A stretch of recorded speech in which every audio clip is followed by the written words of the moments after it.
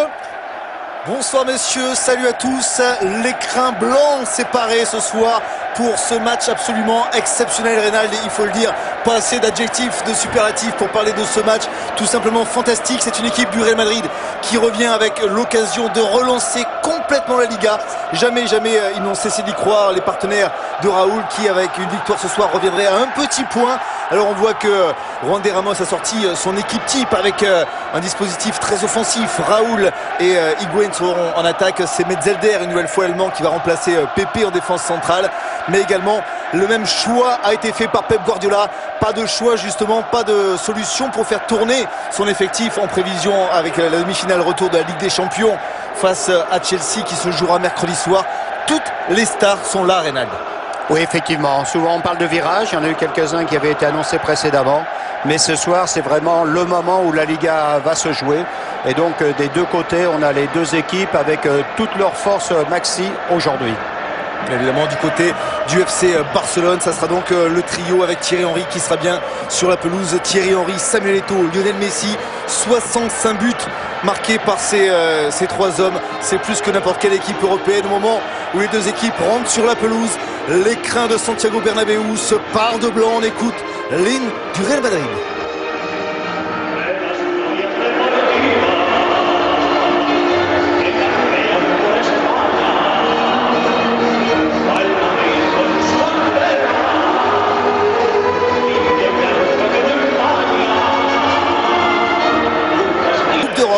Également, mais en Liga, c'est le 158e Classico espagnol, le match le plus regardé au monde. Ce match contre Pep Guardiola et Juan de Ramos, deux écoles, deux philosophies de football.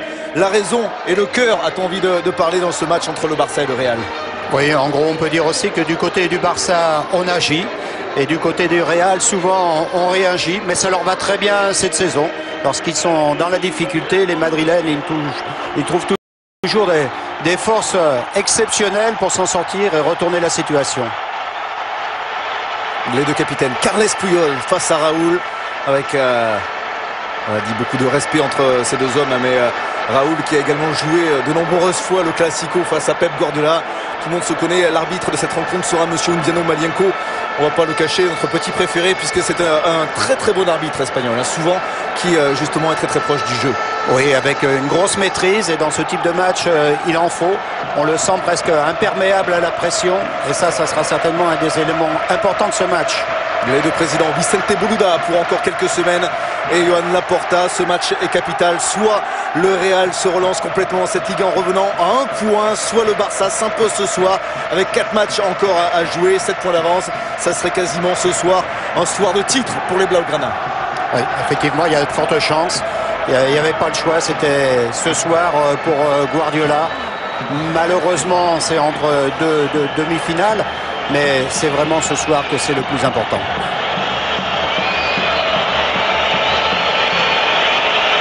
Oh, il y en aura des beaux duels dans ce match, notamment Samuel Eto'o face à Metzelder, Cannavaro, ça sera aussi, mais également sur le côté Heinze face à Lionel Messi, alors que Arjen Robben, longtemps incertain, sera bien aligné ce soir sur la pelouse par Juan de Ramos. C'est un joueur décisif.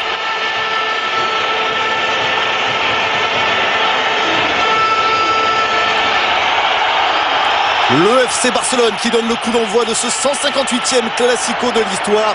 Le Barça qui a l'occasion dans 90 minutes peut-être d'être quasiment sacré champion d'Espagne. Mais pour cela, il va falloir réussir à vaincre cette équipe du Real Madrid qui reste sur une série. La première occasion barcelonaise. Oui, donc confirmation.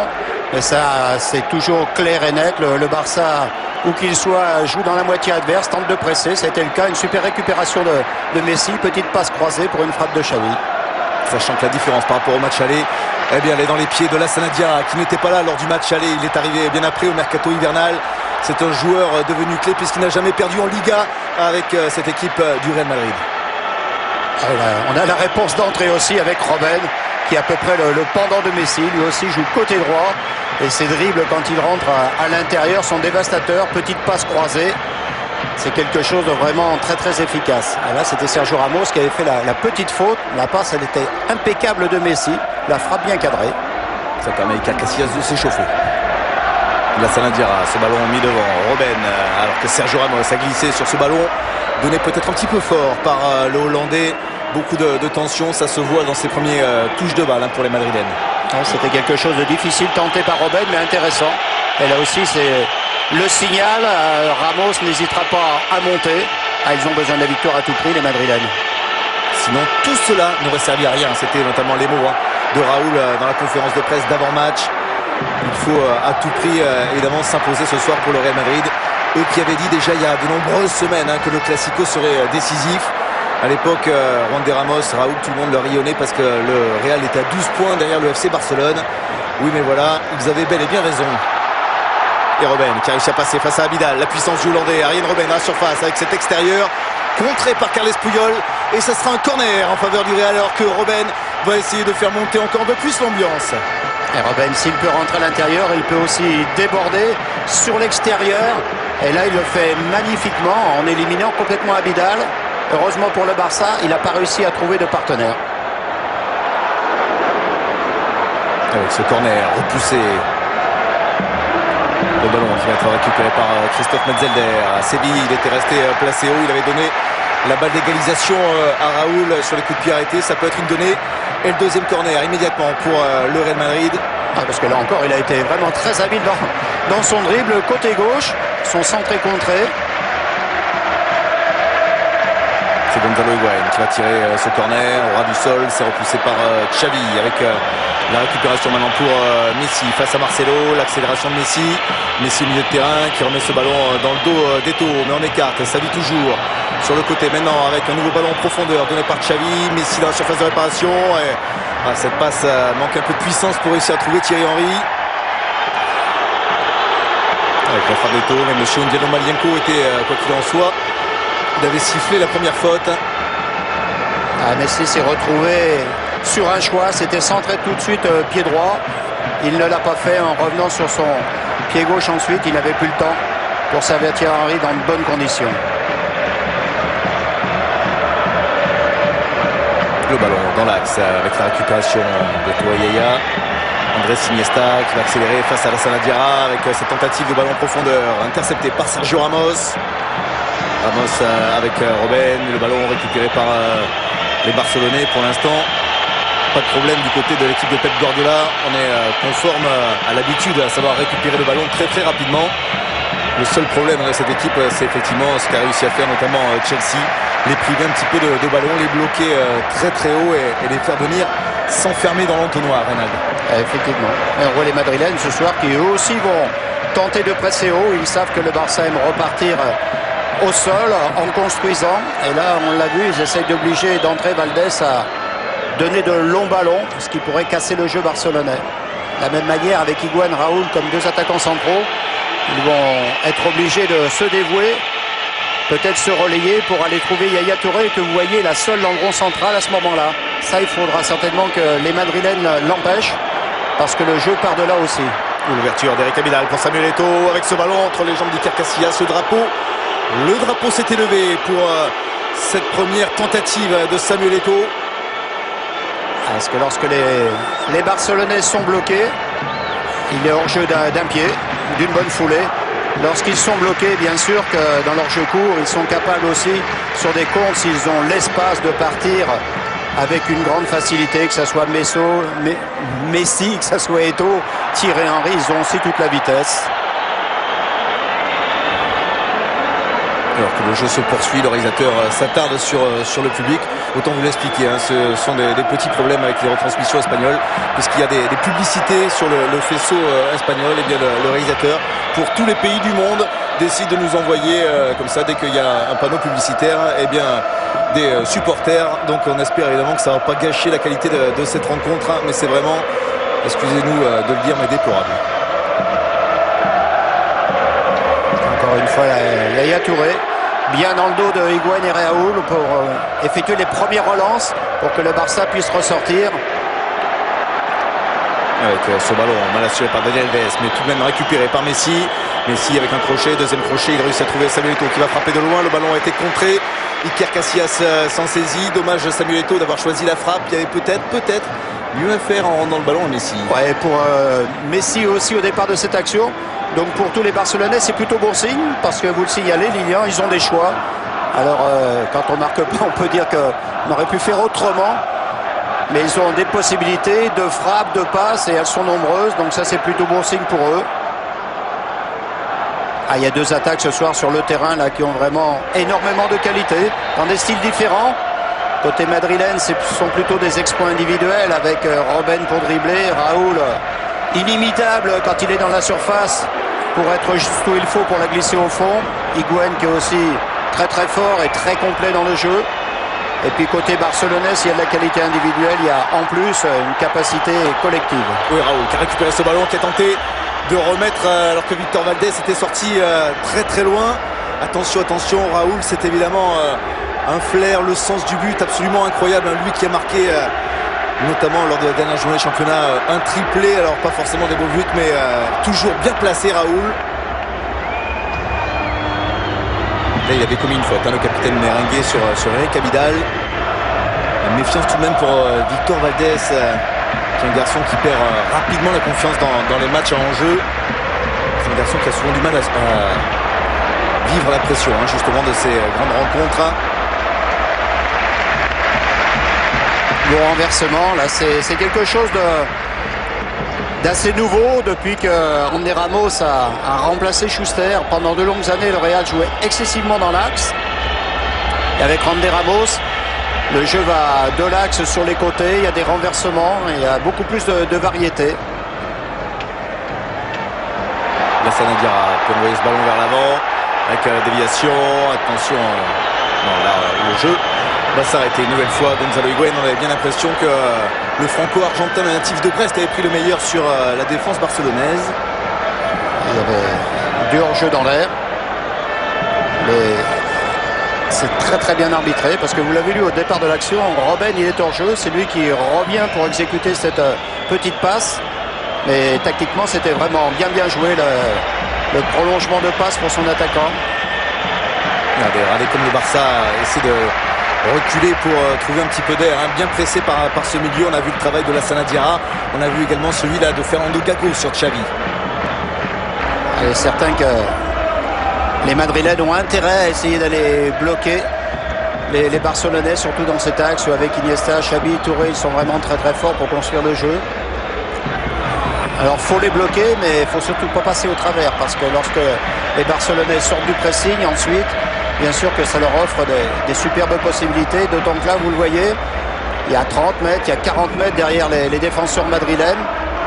C'est un petit peu plus facile que quand les Barcelonais affrontent des équipes où la défense adverse campe sur les 16 mètres 50.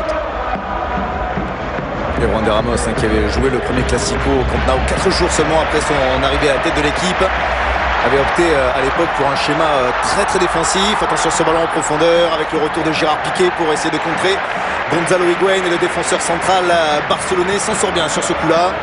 Ah, parce que là, avec deux attaquants dans l'axe, il va avoir fort à faire, la Puyol et Piqué, parce que Higuaín, Raoul, ils s'entendent bien, et tout simplement parce que ce sont des joueurs d'abord collectifs. Ils jouent juste entre frapper, faire des passes. Ils se trompent rarement et ils jouent vraiment pour l'équipe. C'est ce qui permet d'ailleurs au Real de remonter d'une manière absolument exceptionnelle dans ce championnat, parce que vraiment ils ont retrouvé une équipe. Gérard Piqué qui sera le seul Barcelonais quasiment sûr d'être titulaire. Attention à ce ballon avec la montée de Dani Alves dans la surface de réparation. Le Brésilien qui essaie de centrer, c'est fort au second poteau alors que Messi avait dû prolonger au deuxième. Xavi maintenant qui peut récupérer ce ballon. Xavi Hernandez encore une fois contré. Eric Abidal est monté. Messi qui remet le ballon. Plein axe pour Andrés Iniesta. Les Barcelonais conservent bien ce ballon avec Messi qui peut se retourner. Il est pressé par Lassana Diarra. Toujours Lionel Messi. Pris en tenaille là par trois défenseurs. Et derrière il est parti sur le coin là-bas pour essayer encore une fois de s'en sortir. Mais le petit Argentin n'a pas réussi à faire vivre ce ballon. Oui, il avait Thierry Henry qui était face à lui. C'était difficile quand on a une vingtaine de mètres, même si lui il a la possibilité d'accélérer sur quelques mètres seulement en partant arrêté. Mais là, avec trois défenseurs devant lui, la passe aurait été certainement plus judicieuse. Alors que le Real essaie de jouer encore avec ses longues diagonales. Celle-ci a été repoussée par le dos de Gonzalo Higuaín. le Barça qui a perdu lors du match face à Chelsea. Bien son défenseur central Rafael Marquez qui a été opéré ce matin du ménisque et qui évidemment manquera toute la fin de saison. Carles Puyol sera lui suspendu pour la demi-finale retour de Ligue des Champions, donc c'est la raison pour laquelle je vous disais Gérard Piqué était quasiment le seul à être persuadé d'être titulaire ce mercredi. Maintenant à savoir est-ce que Pep Guardiola mettra à ses côtés Eric Abidal de Martin Cáceres. Il n'y a pas de hors-jeu pour Messi alors que Iker Casillas est venu au contact avec le petit Argentin, monsieur Ndiano Malienko. Et Gentil va revenir finalement à une faute de Messi sur le gardien madrilène. C'est vrai que Messi le percute, le ballon a de l'effet et on voit que là Sergio Ramos est très très mal aligné.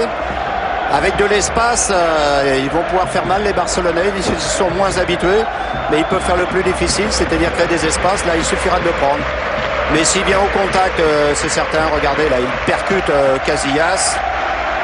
Qui a essayé de mettre l'épaule quand même. Il a tenté au dernier moment de se protéger. Je pense qu'il a été un petit peu surpris que Messi vienne le percuter, d'autant qu'au niveau taille-poids, c'est pas forcément l'avantage de Messi. Mais tout simplement, c'est parce que Messi lui était préoccupé par le ballon. Il avait le regard sur ce ballon aérien. Gérard Piqué on a récupéré ce ballon. Chercher une solution vers l'avant qui ne trouve pas. On voit en tout cas cette ligne médiane très très fournie pour le Real Madrid. Et encore une fois, le Barça, ce n'est pas le jeu des Catalans d'allonger avec ces longs ballons, cette recherche de profondeur pour Eto'o, pour Henry. C'est vrai, il y aura certainement plus de déchets, la preuve. Là, ça fait 5 ou 6 passes manquées. Mais on a vu que sur celle qui est arrivée vers Messi ou Casillas est bien sortie. Ça pouvait être très dangereux. De toute façon, il est clair que les Madrilènes ne peuvent pas attendre. Arjen Robben qui récupère ce ballon, le duel avec Eric Abidal. Robben qui va revenir derrière, le soutien de la Sanadiara qui décale mieux une fois Sergio Ramos avec son 19e but de la saison. Sur le côté, Sergio Ramos, c'est vraiment le pendant de Daniel Alves. Grosse capacité offensive. Là, son dribble est très... Et tout le bon madrilène qui se lève comme un seul homme pour célébrer ce but important et écouter donc le Santiago Bernabéu qui retrouve des couleurs. On n'était pas forcément très confiant du côté du public madrilène, mais là ce but il va faire du bien à tout le monde et notamment aux hommes de Juan de Ramos qui le sentent bien. Le coup est possible. Oui, bien sûr. Mais on le disait, le Real est surtout une équipe cette année qui réagit. Ça a été le cas lors du dernier match ici contre Retafe. Alors se trouver avec un avantage au score, c'est peut-être un petit peu différent pour eux. Voir comment ils vont être capables chez eux en menant de continuer à surtout ne pas trop reculer, parce que là ça serait peut-être plus délicat pour eux. Alors que Thierry Henry a effacé Sergio Ramos. Thierry Henry peut-être pour la réponse barcelonaise. Thierry Henry dans la surface avec cet extérieur. Et Samuel Eto'o qui rate la reprise. Il a tenté tout ce qu'il pouvait, Samuel Eto'o, pour reprendre ce ballon. Et Thierry Henry là qui déborde superbement bien. Ensuite il attend et il va la donner de l'extérieur. On voit Samuel Eto'o là qui plonge dans le dos de Enzo. Ballon peut-être un petit peu trop puissant. Mais là aussi c'était vraiment bien joué comme sur l'action précédente. Et là Higuaín il ne peut pas manquer ça avec ses qualités. Sergio Ramos, c'est du classique, intérieur-extérieur pour déborder. Bon centre. À tout à l'heure, il disait Marc Keller, il y a vraiment beaucoup de bons joueurs. Et ça se confirme sur ce terrain. Xavi avec un décalage pour Thierry Henry, le crochet, la passe qui n'arrive pas derrière. Et Sergio Ramos qui parvient à dégager pour le Real Madrid. Des deux côtés, on arrive quand même relativement facilement à mettre de bons ballons dans les surfaces. Il y a quelques semaines, vous avez pu voir sur nos antennes une interview exclusive de Sergio Ramos qui nous disait que Gonzalo Higuaín serait l'un des plus grands attaquants de la planète d'ici peu de temps. C'est vrai que l'Argentin a vraiment cette année franchi un palier. C'est un attaquant maintenant du calibre de Raoul. Oui, de Raoul, de celui aussi, on peut dire qu'il le remplace devant Nistelrooy. Il a à peu près toutes les qualités. De temps en temps, quand le Real joue avec trois attaquants à plat devant, il se retrouve sur le côté. Ça lui convient un petit peu moins. Et sans ça, il sait dribbler. Il est bon dans le jeu de tête. Il a une capacité bien sûr, à savoir placer des ballons. Mais il a une force de frappe. Dernier ballon qu'il met contre Retafe qui leur perd. Ça n'a pas manqué parce que tout à l'heure, Thierry Henry aurait pu trouver Samuel Eto'o. Là, il n'a eu personne à trouver. Il a trouvé Casillas avec un angle pour lui qu'il connaît bien depuis des années et des années. Il la met très très près de Casillas. C'est impeccable. Oh, ça semble tellement facile, ce but de Thierry Henry pour égaliser un but partout, mais que dire hein, quand même de la passe, la petite louche de Lionel Messi, absolument sublime. Ça, c'est quelque chose aussi qui est important au Barça. Les buteurs peuvent être des passeurs et l'inverse. Donc ça fait un jeu forcément très complet. Finalement, c'est un peu l'action qui va déterminer le buteur, puisqu'ils sont tous capables de donner le ballon, de faire des dernières passes et tous capables de marquer. Laissez-la dire après, c'est d'écarter le jeu avec Robben qui retrouve Sergio Ramos. La roulette de Sergio Ramos pour récupérer ce ballon. Il va essayer de s'arracher. C'est Eric Abidal qui va pouvoir contrer le ballon. Sergio Ramos est en difficulté. Il faut peut-être repartir rapidement sur ce côté justement. Là, Sanadiara était venu couvrir. Hein. Là, il le fait systématiquement lorsque Sergio Ramos remonte. Regardez, c'est lui qui est en position de latéral droit. Là, Sanadiara qui est passé facilement par Thierry Henry. Thierry Henry encore une fois pour Cannavaro qui l'a poussé. Fabio Cannavaro. C'est une action anti-jeu hein, de la part du défenseur central madrilène. Ouais, c'est pas très bien joué de sa part de Cannavaro. Là, finalement, la maîtrise, regardez, elle est vraiment du côté des Barcelonais qui ne se sont pas affolés à l'image de Thierry Henry pour égaliser. Et là, Cannavaro, il devrait sentir Thierry Henry le ballon. Là, il ne pourra pas le récupérer comme une faute inutile, surprenante de sa part.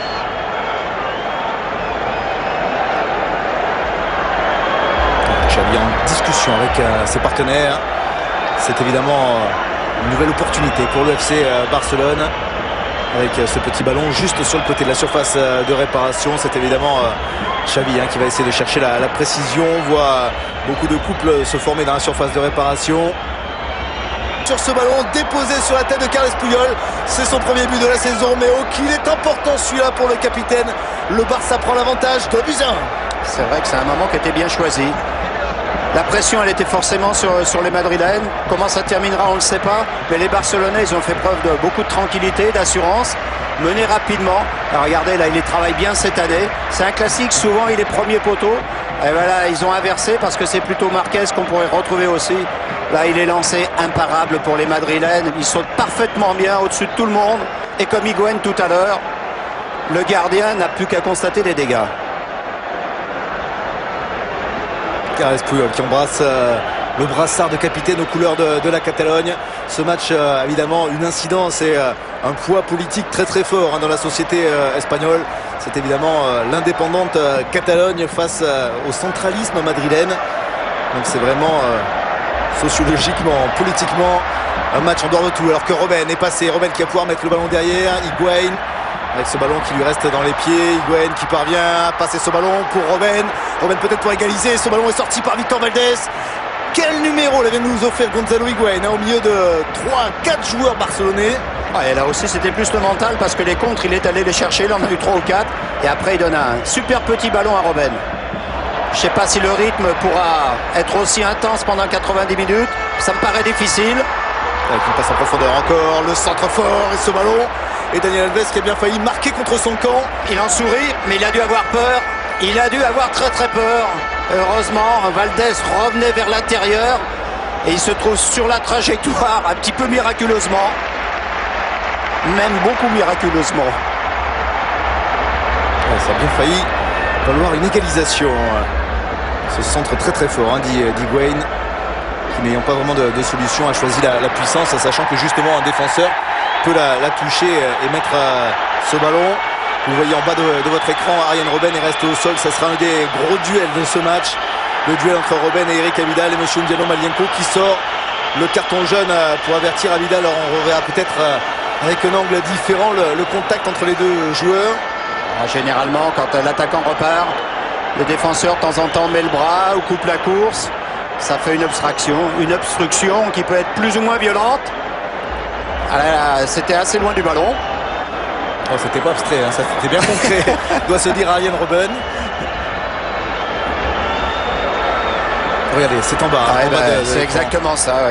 Lui il repart et pendant qu'on était tous à regarder le ballon qui sera arrivé dans de bonnes conditions. Eric Abidal, il veut l'empêcher de se lancer, de prendre l'avantage à la course parce qu'après le défenseur se serait retrouvé derrière lui. Et si Abidal va vite, Robben aussi. Surtout sans le ballon. Du côté d'Eric Abidal, on redoute évidemment la vitesse de Robben qui a toujours été très très bon lorsqu'il a été aligné On va dire avec un pied inversé, hein, donc à savoir sur le côté droit de l'attaque madrilène. Lassana Diarra pour récupérer ce ballon qui échappe à Iniesta. Lassana Diarra et le tacle maintenant de Yaya Touré. Là, les Barcelonais qui essaient de résister. Touré, il est vraiment fort, il est vraiment indispensable dans cette équipe. Parce que dans la récup, bien sûr qu'il est très très présent dans l'utilisation du ballon aussi. Il apporte de la taille. Globalement, côté barcelonais, on ne l'a pas forcément. Donc Yaya Touré, dans ce secteur, dans cette équipe, vraiment indispensable. Son tir, dans la mesure où il monte, il est relativement facile à arrêter.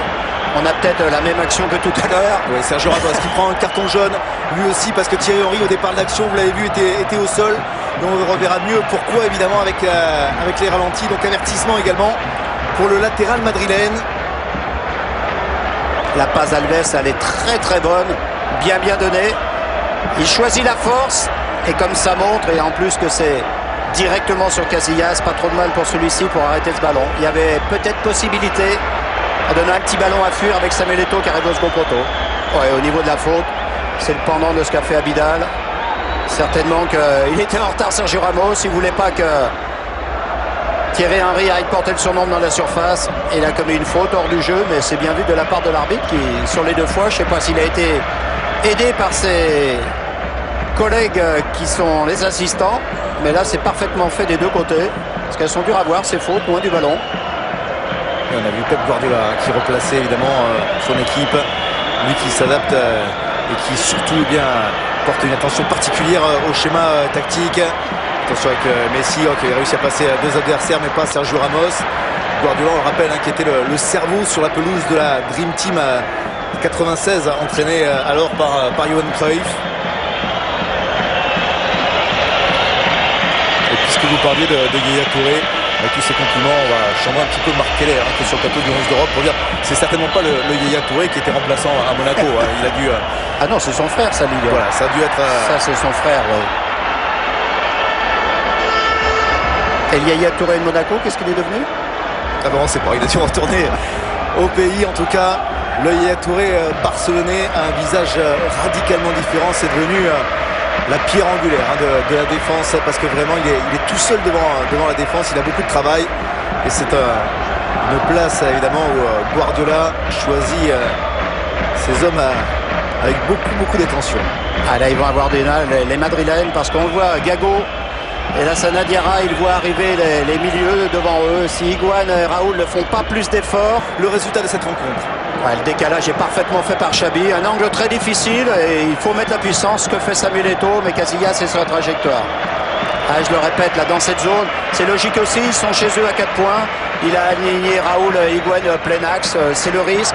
Mais quand on le fait contre le Barça, où on sait que c'est la force principale. Avec ce corner, la combinaison avec Eto'o et finalement Xavi qui va pouvoir centrer fort au second poteau. Robben est là, mais Messi est plus rapide. Messi qui peut remettre le ballon derrière pour Gérard Piqué avec le centre repoussé par la tête de Fabio Cannavaro. Les Madrilènes qui peuvent repartir en contre-attaque. On allonge le jeu avec cette longue ouverture. Robben qui cette fois va être devancé par Eric Abidal. Le Français peut dégager de façon impeccable pour Thierry Henry. Eric Abidal sur les coups de pied arrêtés offensifs pour le Barça. C'est toujours lui qui reste en couverture. Généralement ils sont deux. Mais quand il est sur le terrain, il est toujours un des deux, parce qu'il a cette capacité en vitesse sur des espaces. Bien sûr, quand on a encore un coup de pied arrêté offensif, il y a 70 mètres dans le dos. Donc là, il faut laisser en couverture des joueurs rapides. Lui en fait partie. Et bien souvent, il est capable de récupérer les coups. Et Robben qui a encore passé avec une facilité déconcertante face à Eric Abidal. Cette fois, il est pris en tenaille avec Puyol. Il réussit tout de même à centrer. C'est Yaya Touré qui a eu l'intelligence de venir couvrir en défense centrale. Et regardez comment ça repart côté barcelonais. Là, Yaya Touré dans ses 16 mètres. Ça aussi, c'est du classique. Mais quand on le fait, quand on est à Madrid à jouer le titre et qu'on repart de sa surface alors qu'on mène 2-1, là, c'est... Le de Messi ici ne parvient pas à tromper Iker Casillas. Ah, il est obligé de faire le contrôle. C'est ce qui change tout. Parce qu'ensuite, il faut enchaîner vite. Mais ce but, on l'a vu quelques fois cette année, où ils sont capables de partir de leur surface en remontant le terrain et en arrivant de l'autre côté. Et je le répète, quand on le fait contre Madrid, et lorsque c'est un match capital, il faut vraiment avoir énormément de maîtrise. Et surtout, ils restent fidèles à leur philosophie de jeu. Ils ne changent rien. Ça, c'est vraiment fort, beau. C'est beau pour nous et c'est fort d'être capable de maintenir ses idées. Marcelo avec ce ballon en profondeur, Heinze qui reste aux avant-postes, le ballon a été contré, ça sera un corner pour les Madrilènes alors que, on le disait bien, Iker Casillas a déjà fait 5 parades dans cette rencontre. 5 fois il a empêché les Barcelonais de marquer un but et donc de permettre au Real d'y croire encore. Ah, c'est superbement bien joué. Casillas anticipe bien. Le corner avec ce ballon qui s'élève, ça sera fort au second poteau. On n'a pas pu le contrôler du côté madrilène. Au bout de 15 minutes, on se disait que ça jouait vraiment sur un rythme très très élevé. Ça continue. Au bout de 30, on en est toujours là. Vous avez vu Thierry Henry qui faisait un signe que ça allait moyen du côté du banc barcelonais. C'est bien dommage parce que ce soir, il est vraiment parti très très fort. Il a les jambes. 2 ou 3 fois, il a éliminé. Et quand on élimine Sergio Ramos... et ceux qui se présentent derrière, là, qui au niveau de la défense sont quand même des pointures, c'est plutôt bon signe. Thierry Henry qui a été sonné lors d'un choc avec Alex, le défenseur de Chelsea, lors de la demi-finale allée de la Ligue des Champions. Il était, on l'a dit, incertain. Il aurait pu être remplacé par Andrés Iniesta sur ce côté gauche. Finalement, il peut tenir sa place, mais on voit que finalement les 2 chocs avec Sergio Ramos ont peut-être réveillé un petit peu la douleur. C'est possible. C'est certain qu'Iniesta peut le remplacer parce qu'au niveau du poste, on se retrouvera à peu près en équilibre. Mais par contre, Thierry Henry en attaque et Iniesta au milieu, ça, il n'y a pas moyen de faire mieux au Barça. Et c'est vraiment le meilleur Barça dans cette configuration. C'est Cédric qui est parti à l'échauffement. Avec Xavi qui réclame le meilleur joueur de l'Euro. Rappelons-le, Xavi Hernandez. Il fait partie des 3 Barcelonais. Sacré champion d'Europe avec Iniesta et Carles Puyol, alors que du côté du Real Madrid, il n'y en avait que 2 finalement. Sergio Ramos et Iker Casillas. Attention à ce centre, une nouvelle fois de Thierry Henry, repoussé par Christophe Metzelder. Maintenant la tête de Cannavaro. Les Madrilènes qui ont du mal à conserver le ballon, mais ils y parviennent maintenant avec Fernando Gago pour essayer de renverser le jeu. Il a été bien bloqué par Gérard Piqué. L'arbitre avait laissé l'avantage parce que peut-être que Gago avait contré le ballon de la main, mais de manière involontaire. Lassana Diarra, plein axe, avec encore une passe pour Raoul, qui arme sa frappe. Ça passe au-dessus des buts de Victor Valdés. Un superbe passe, Lassana Diarra en loue ses qualités par rapport à la récupération. Mais là, il donne un petit ballon masqué, c'est superbement bien joué. Ça surprend un petit peu les 2 centraux, là, qui n'étaient pas très bien placés. Piqué, Puyol. Raoul, toujours malin dans ses démarquages, qui enchaîne très vite. Et Lassana Diarra qui avait donné sa première passe décisive dans ce championnat espagnol, bien sûr à son capitaine Raoul sur cette pelouse de Santiago Bernabéu. Oh, à Madrid, vaut mieux donner les ballons au capitaine, vaut mieux être bien vu. Encore une fois, de Sergio Ramos sur Thierry Henry. Ce duel, on l'a dit, il vaut cher comme celui entre Eric Abidal et Arjen Robben. Il est vraiment bien Thierry Henry parce que sur la dernière action, on l'a vu encore superbement débordé. Là, au milieu, pour l'instant. Et ce que vient de tenter surtout Lionel Messi qui a tenté un lob, il n'avait pas de solution, il était à l'arrêt, il tente un lob, ça a failli surprendre Iker Casillas, ça aurait été un but absolument incroyable. Ouais, derrière il y avait Xavi, mais Casillas a été fort parce que reculer, c'est ce qu'il y a le plus difficile à faire pour les gardiens. Il était fixé vers le premier poteau, mais il a réussi sur des pas en recul à se retrouver presque au second poteau et à maîtriser ce ballon. Ce qui est encore plus fort parce que le repousser c'est une chose, mais s'il repousse mal, Xavi peut en bénéficier derrière. Ah ouais, il est toujours seul, Yaya Touré là. Ah, maintenant qu'ils se sont menés, il est bien évident que c'est pas là où ils vont le mettre à un 3e milieu. C'est pas le moment pour rendre Ramos. Et il faudra que Gago, Lassana Diarra fassent énormément d'efforts, ils en sont capables. Eh bien, Reynald, ça ne vous aura pas échappé que Messi joue depuis plus à l'intérieur, oui, carrément dans l'axe. Dans l'axe, et c'est lui qui envoie. Regardez, on revoit ce geste. L'angle n'était pas bon, mais à mon avis, ça aurait fini sans doute au fond des filets. Et Barcelone est toujours à l'attaque avec Thierry Henry qui arme un centre. Il préfère feinter, revenir derrière pour Messi. Messi qui récupère ce ballon. Messi qui va pouvoir essayer de frapper. Non, ça ne sera pas cadré. Cette tentative du pied droit, faut-il le rappeler, le mauvais pied de Lionel Messi. Le moins bon.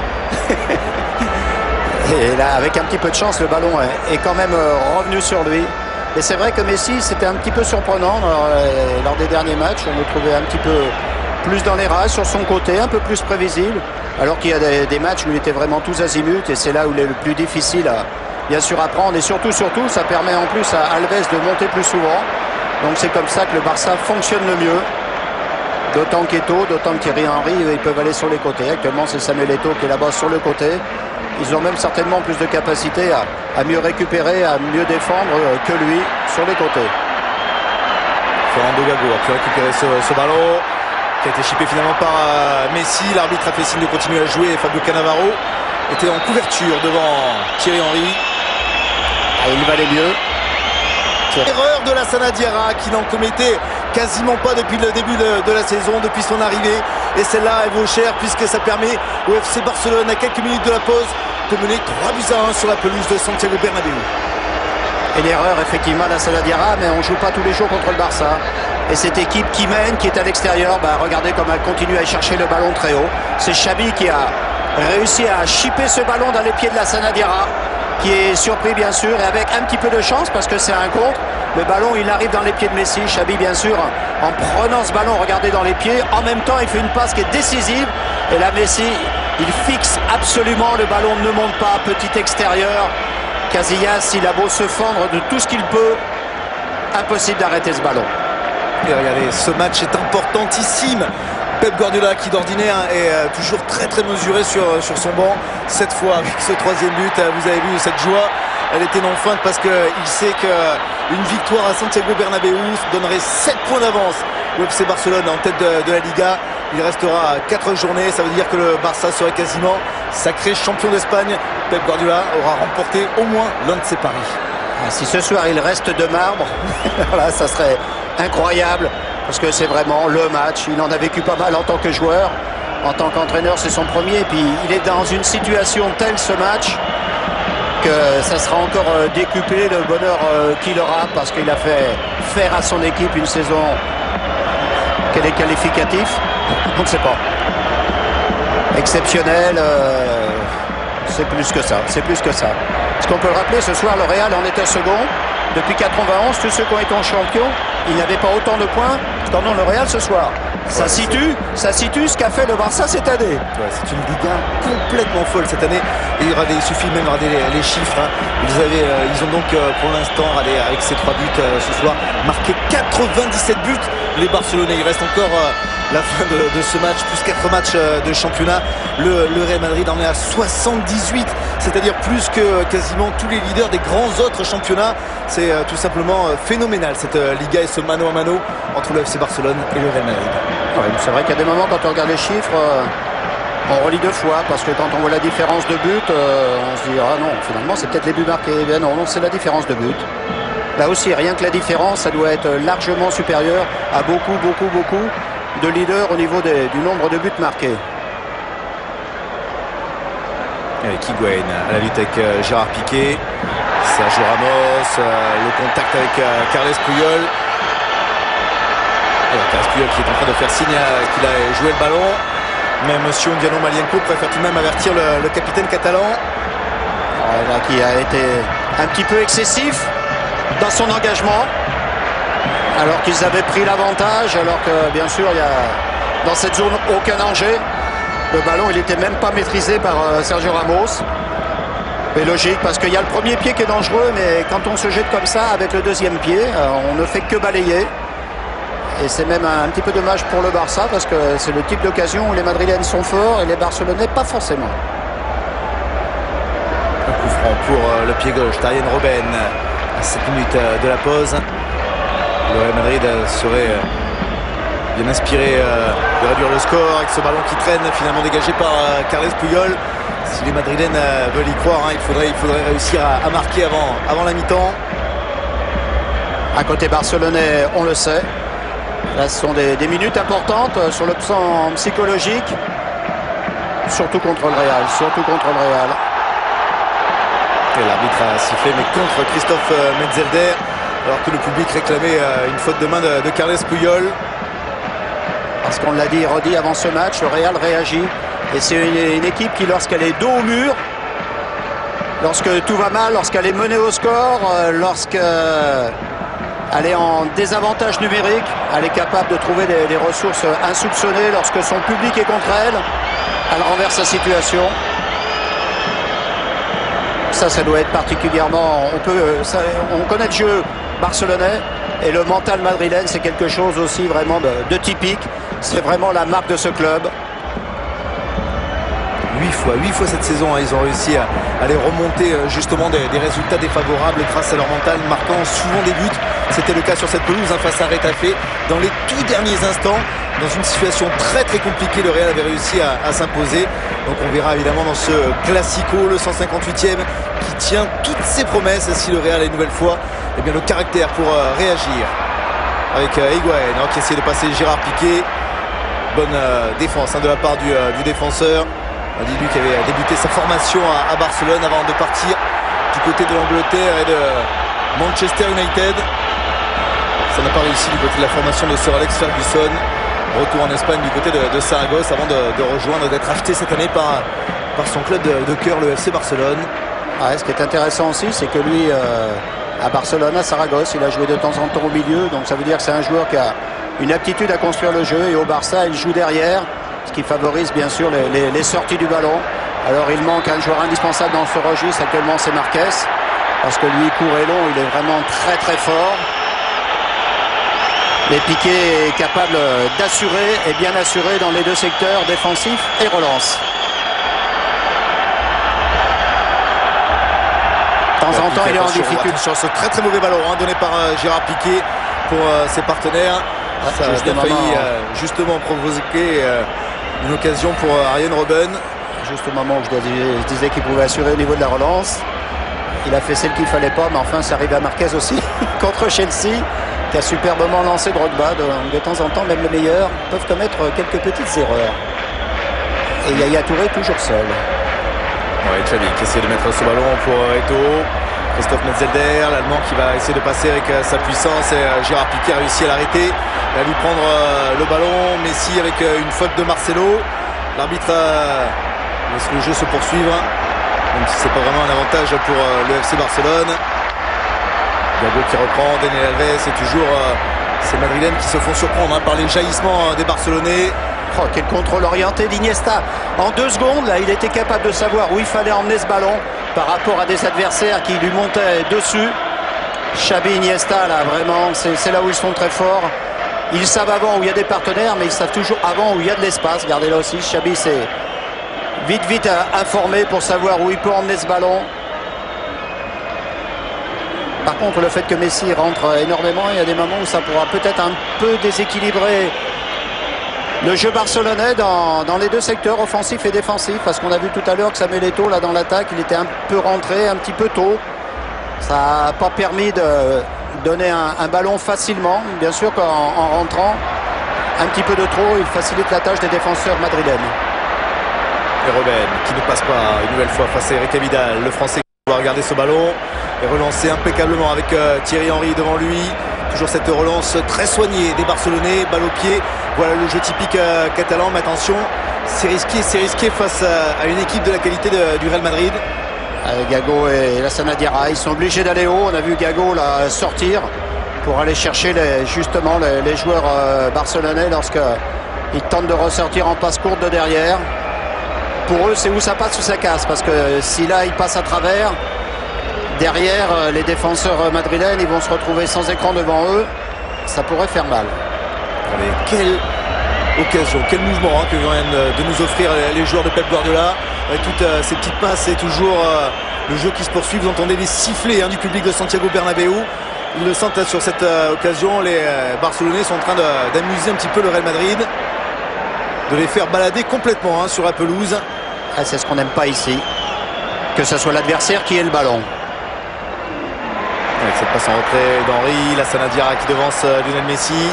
La bonne passe de Lassana Diarra qui est cherché à trouver Gonzalo Higuaín. Et vous l'avez vu, 3 Barcelonais, 4 étaient autour d'Higuaín pour empêcher très très haut le Real Madrid de développer son jeu. Touré, Iniesta, Alves, Piqué en 1/10 de seconde. Là aussi, c'est tellement au plus profond d'eux, ce pressing sur la perte, qu'il n'y a pas un centième de perdu, ce qui permet souvent d'être efficace dans ce genre d'action. Messi pour Eto'o avec le 1-2 et Marcelo qui va prendre un carton jaune pour avoir empêché Lionel Messi d'aller chercher le ballon rendu par Samuel Eto'o.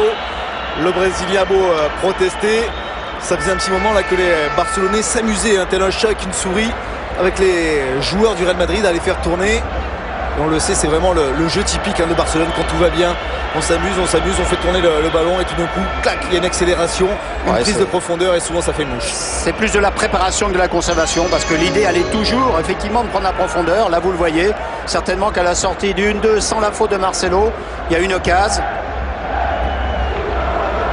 Ça va jouer quand même à les cartons dans ce type de match. Il faut que du côté des deux équipes, là, on garde de la maîtrise parce que c'est ce qui peut faire basculer le résultat. C'est le genre de match où jamais ça sera terminé. Je dis les Barcelonais qui sentaient bien qu'à ce moment-là, c'est un bon moment pour faire tourner le ballon également et d'essayer de garder cette avance de 2 buts au moment de rentrer au vestiaire. Daniel Alves qui frappe fort, c'est repoussé par Iker Casillas qui était sur sa ligne. Toute la puissance du Brésilien sur ce coup franc. Habituellement, il a la puissance, il cherche à cadrer, mais là, en même temps, il avait bien contourné le mur, donc il y avait une petite idée derrière la tête. Et l'arbitre qui arrête finalement le jeu, qui va siffler la pause à Santiago Bernabéu avec cet avantage considérable pour le FC Barcelone sur la pelouse du club madrilène. Le Barça qui est à moitié champion, sans doute doivent se dire les joueurs de Pep Guardiola à la pause, puisqu'il mène 3-1. Comme Guardiola résonne cette année, il doit dire son éternelle phrase, tant qu'on n'a rien gagné, pour l'instant ils n'ont pas gagné le match, donc il va rappeler à la concentration, à l'organisation, c'est clair, tous ces joueurs, parce qu'il sait qu'à Madrid il faut surtout pas se relâcher. Jean-Charles, Marc, on vous avait promis du spectacle, voilà qui est fait. Ah, merci beaucoup messieurs, on vous retrouve dans un quart d'heure pour la suite de ce 158e Classico, le rendez-vous européen en matière de football, le Real face au Barça, le deuxième qui accueille le premier de la Liga espagnole, et pour le moment les hommes de Pep Guardiola, Marc Keller qui sont devant. Si je vous dis que la qualité technique collective et que le trio de récupérateurs Iniesta, Xavi, Touré contre Diarra qui est le seul à courir, c'est ça qui fait la différence du côté du Barça. On l'a vu, Jean-Charles, bien sûr, Lassana Diarra fait une petite erreur sur un but, mais pratiquement au milieu de terrain, c'est le seul à pousser, à faire le pressing. Et en face, il y a Yaya Touré, qu'on verra après, et Xavi et Iniesta qui sont exceptionnels dans la conservation de balle et dans la qualité technique. Et maintenant, c'est Barcelone qui fait courir le Real. Ouais, effectivement, on va décortiquer tout cela pendant toute cette période, mesdames, messieurs. On se regarde une petite bande-annonce et on est derrière avec plein de choses,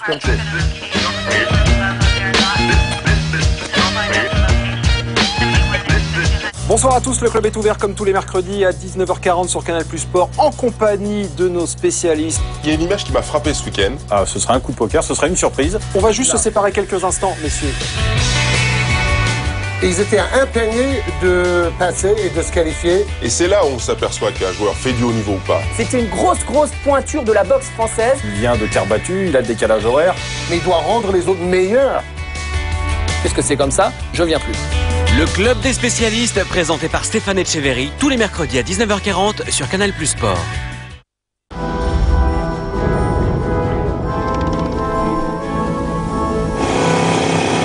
Ils sont jeunes, sportifs, beaux et intelligents. Et en plus, ils sont immensément riches. Riches de rencontres et de découvertes. Riches d'aventures et de nouvelles expériences.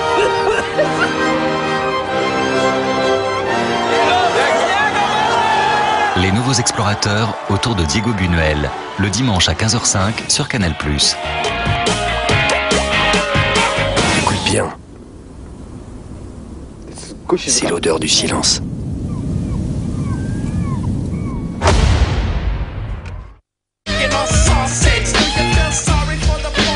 Elle est pas mal cette petite musique, mon Marco, mais il y a juste un truc un peu agaçant, c'est le truc. Hein, j'ai envie de mettre des gifs un petit peu, celui qui fait ça avec sa guitare.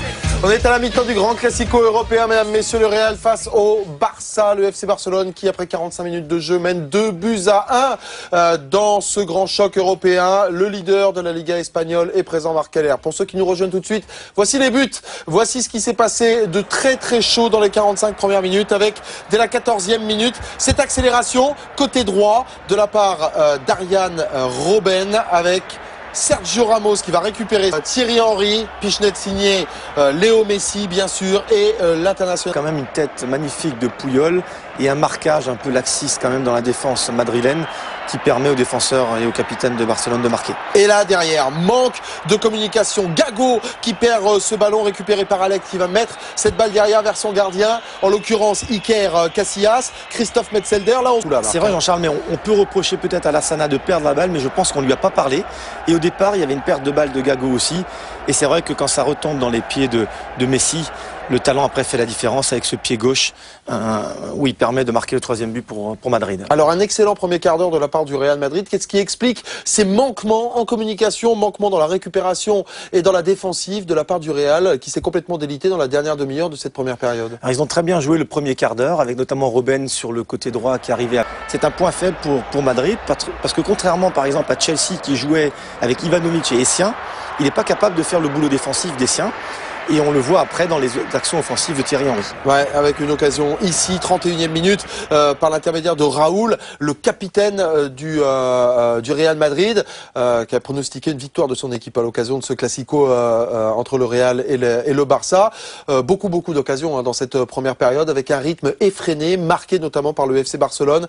Lorsqu'il s'est agi de revenir au score, on l'a vu par l'intermédiaire de Thierry Henry, un Barça quasi insaisissable. C'est un dont on a parlé, bien sûr, le trident offensif, ils sont capables de faire la différence sur chaque action. Alors que l'on voit ici, passe à l'aveugle à destination de Lionel Messi, il aura fallu un excellent Iker Casillas pour faire la différence, parce que 5 parades, on notera au passage que le trident dont vous parliez, Messi, Eto'o, Thierry Henry, on est à 60. C'est star. Guardiola, lui, reste sur sa politique maintenant de gagner la Liga, c'était pas fait avant ce match, et il a fait jouer et Messi, et Eto'o, et Thierry Henry, qui était un peu blessé le dernier match. On est un peu surpris de la configuration tactique finalement du Real Madrid, parce qu'on imagine que Juan de Ramos a dû regarder quand même le Barça de Chelsea, demi-finale allée de la Ligue des Champions. Il a dû voir notamment l'entraîneur du Real Madrid, qu'est-ce qu'avait concocté Gus Hiddink avec cette doublette dont vous parliez, avec Ivanovic et Essien pour bloquer Thierry Henry. Pourquoi est-ce qu'on fait pas la même chose aujourd'hui? Alors c'est vrai que je pense qu'ils n'ont pas forcément les mêmes qualités de joueurs avec ces caractéristiques-là. Le seul joueur vraiment qui travaille énormément au milieu de terrain, c'est Diarra. Et je pense qu'aujourd'hui, malheureusement, c'est un manque pour le Real. Ça explique aussi que Thierry Henry, pratiquement sur chaque action, se retrouve en 1 contre 1 sur Sergio Ramos. Alors que contre Chelsea, il se retrouve avec Ivanovic un peu extérieur et Essien qui venait bloquer, sans parler de Terry qui parfois bloquait aussi. Ouais. Et ça explique aussi peut-être pourquoi Thierry Henry a eu plus de difficultés contre Chelsea. Le jeu de Thierry Henry justement dans cette première période du Real Barça, où on a vu le Français exceller sur son côté gauche comme d'habitude, pourrions-nous dire, avec Thierry Henry d'abord buteur, c'est lui qui réussit les fautes de placement de Sergio Ramos. Clairement, qui est battu. Et après Thierry Henry, avec l'expérience, l'âge et l'accumulation des matchs qu'il a, il s'énerve pas. Et c'est la spéciale, Thierry Henry, intérieur pied droit, léché, appliqué. Il est très fort quand il vient côté gauche avec son pied droit. Et là, on le voit, il se retrouve souvent en 1 contre 1 avec Sergio Ramos. Et là, il fait la différence sur sa vitesse. C'était après quelques minutes de jeu.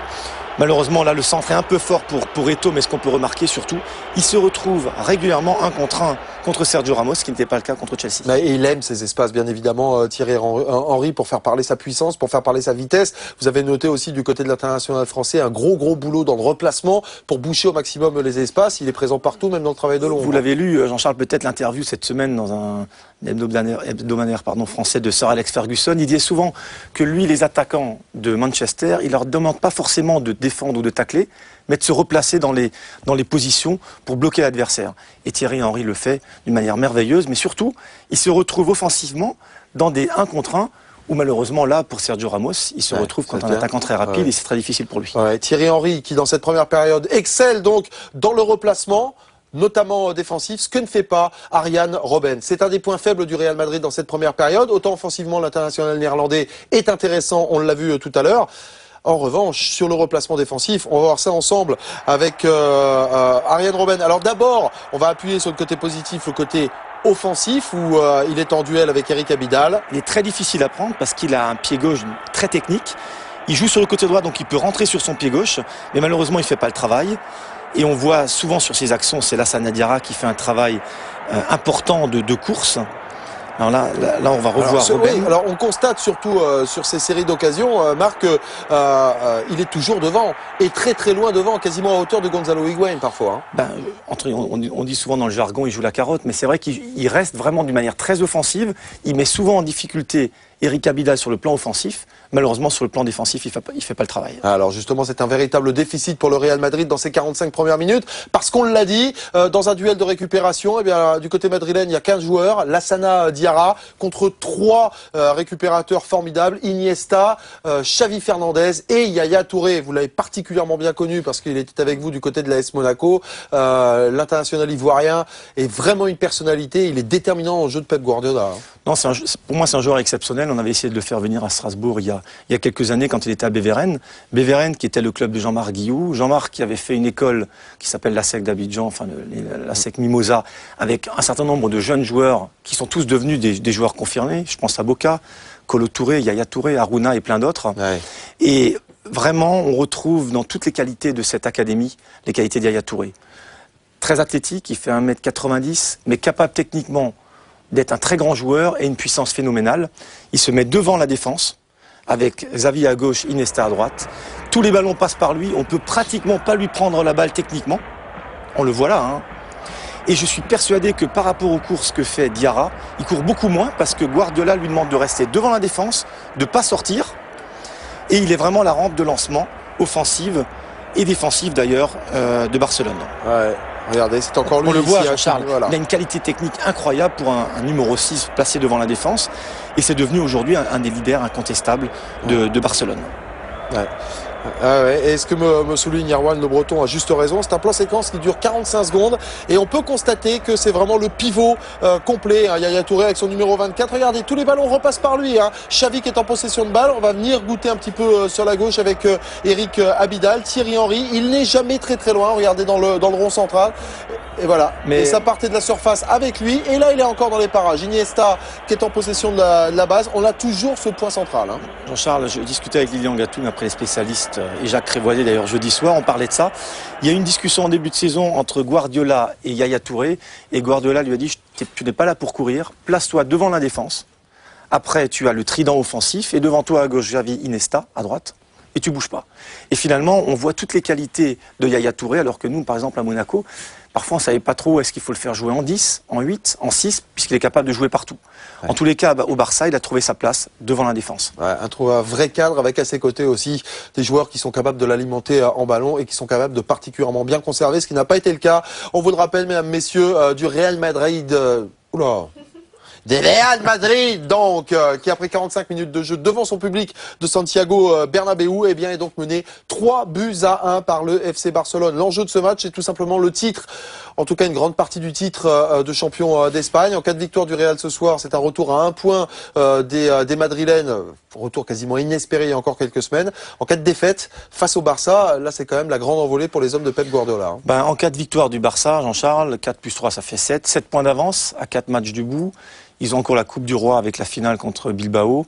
Ils ont la Champions League aussi, donc ils vont jouer un peu sur ces 3 challenges, mais en sachant que la Liga, en cas de victoire, est pratiquement réglée. Ouais, on peut considérer aussi pour le FC Barcelone que aujourd'hui est une rencontre vraiment charnière, parce qu'aujourd'hui le Barça peut quasiment se mettre dans une situation extrêmement délicate, se voir revenir à 1 point le Real Madrid et se mettre dans une position de faiblesse en cas de défaite en vue de la demi-finale retour de Ligue des Champions sur la pelouse de Stamford Bridge face à Chelsea. Il y a quand même pas mal de paramètres qui ont été en compte avec une pression supplémentaire pour les Blaugrana. Ils sont en train de la tenir, et de quelle manière, s'il vous plaît? Et de quelle manière? Jean-Charles, clairement, Guardiola, dans l'équipe type qu'il a mis en place aujourd'hui, c'est très clair, il vient pour gagner, il sait que c'est un match très important, il oublie le match de la semaine prochaine en Champions League pour se concentrer sur la Liga. Et d'ailleurs, Messi joue, Eto'o joue, Henry, tous les titulaires sont là, donc c'est la meilleure équipe du Real. Allez, on repart tout de suite, deuxième période de ce Real Madrid, FC Barcelone, c'est à vous Lilian Gatoun, Ronald Denwex. De retour à Santiago Bernabéu pour le coup d'envoi de la deuxième période. Le Real Madrid chahuté sur ce retour sur la pelouse par son public. Le Real qui menait 3-1 par cette équipe du FC Barcelone. On le disait en fin de première période, Reynal qui prend une option peut-être définitive sur le titre de champion d'Espagne, mais il faut évidemment résister. On le sait, le Real Madrid nous a habitués à faire justement des sursauts d'orgueil dans des deuxièmes mi-temps, souvent mémorables. Oui, les Barcelonais sont bien placés pour le savoir, ils les connaissent par cœur. Donc on peut supposer qu'ils ne commettront pas le péché d'orgueil. Gabriel Heinze qui récupère ce ballon, donné avec Marcelo, le Brésilien. Marcelo toujours qui cherche une solution, il la trouvera derrière lui avec Fernando Gago, un petit ballon piqué. Ça sera trop long pour trouver les attaquants qui étaient tous sur la même ligne. Ouais, mais tous axiaux. Et là c'est le souvenir d'un mauvais Real, mais ça va certainement se corriger. Et cet extérieur du pied pour lancer Thierry Henry. Fabio Cannavaro sera plus prompt que le Français pour passer ce ballon, mais encore une fois on a vu sur une passe cette faculté qu'ont Xavi, Iniesta à déséquilibrer un bloc défensif et à lancer les attaquants. Surtout quand il y a 40-50 mètres là, pour le faire. Lorsqu'ils sont à 10 contre 10, ils y parviennent. Là, lorsqu'il y a des 3-3, des 2-2 à jouer avec la largeur, la profondeur, pour eux c'est très très simple, évident. Après c'est une question de dosage de passe. Pour les Madrilènes dans cette seconde mi-temps, ils sont dans le paradoxe parce que bien sûr il faut revenir, donc conserver beaucoup de munitions en attaque, mais où ils souffrent le plus c'est au milieu, à l'intérieur. Regardez encore, on n'arrête pas d'insister là-dessus. Touré, Xavi, Iniesta, Messi venant dans cette zone-là, il y a un surnombre, ça leur permet d'avoir le ballon. Ça continue très très facilement, d'être face au jeu, de pouvoir accélérer en passe, en dribble. Donc les Madrilènes, là particulièrement Gago, Lassana Diarra, ils vont continuer à souffrir 1000 morts, mais leur coach il ne peut pas faire autrement maintenant. Iniesta avec Messi, avec Xavi, regardez comment on fait tourner ce ballon, c'est impeccable là pour Iniesta, encore un double contact pour effacer Fabio Cannavaro. Iniesta toujours qui va frapper ce ballon qui va passer à côté des buts d'Iker Casillas. On a bien cru que Andrés Iniesta allait offrir aux Barcelonais le 4e but. Il est exceptionnel comme dribbleur, parce que là c'est un petit festival qu'il nous a fait, mais il a tout à fait logiquement à la sortie. L'angle n'est pas évident, mais il prend quand même, et c'est normal, le risque de frappe. Son ballon est frappé un petit peu de l'extérieur et fuit la cage. Et on repart avec le même scénario du côté du FC Barcelone. Un FC Barcelone qui se procure les occasions, et ce Real Madrid qui cherche à allonger le jeu mais qui ne parvient pas à passer par les côtés. Oui, de toute façon, c'est la force et la faiblesse du Barça. Ils savent jouer que d'une manière. Donc, pour l'instant, on va les retrouver à presser haut, à préparer bien leurs actions et forcément avoir des occasions. Donc, on a vu Fernando Gago qui était venu sur le côté gauche. Peut-être l'une des consignes de Juan de Ramos pour essayer de changer un peu la donne. Mais si Fernando Gago va sur le côté, il n'est pas en défense pour aider Lassana Diarra. Et on peut faire tourner le ballon, encore une fois, avec Xavi, Iniesta. Là, on les a vus, Gago et Lassana Diarra, ils étaient en train, dans l'axe, de courir après un Barcelonais qui perforait justement dans cette zone. Et vous avez vu le coup du sombrero de Thierry Henry avant d'accélérer derrière. C'est Barcelone en pleine confiance qui est en train de prendre entre les pieds, entre ses mains, son destin. Ce mois était absolument capital pour le FC Barcelone. Et visiblement, les hommes de Guardiola ont adhéré et ne comptent rien lâcher. C'est Thierry Henry, il a été touché à la tête au niveau des jambes ce soir. Ça va parfaitement bien. Il a des accélérations meurtrières. À chaque fois, il attend l'adversaire pour mieux le fixer et planter son accélération. Avec Gago qui surveille Carles Puyol sur ce nouveau corner barcelonais. Le ballon est tiré par Xavi. C'est repoussé par la tête de Sergio Ramos. Thierry Henry qui peut remettre derrière et qui va offrir une contre-attaque avec la vitesse de Robben peut-être. Robben qui va essayer de temporiser, d'attendre du soutien. Il a été bien bloqué par Thierry Henry notamment. Et Iniesta, oui, tout de suite venu. Marcelo sur le côté qui prend l'intérieur à Daniel Alves. Marcelo dans la surface, le petit extérieur. Et Gabriel Heinze n'avait pas poursuivi sa course. Du côté du Barça, par rapport à la manière de jouer, on peut anticiper sur les partenaires parce que la plupart du temps, ils respectent le jeu. Avec Marcelo, c'est un petit peu plus difficile parce que est-ce que lui sait au moins ce qu'il va faire? Heinze n'en est pas persuadé. Là, il fixe à l'intérieur. D'un petit extérieur, il aurait pu donner un très très bon ballon à Heinze, ce qu'il fait. Mais Heinze, lui, il n'y a pas forcément cru. Il s'est dit Marcelo, peut-être que comme d'habitude, va partir, dribbler, frapper. Donc il n'a pas poursuivi son action.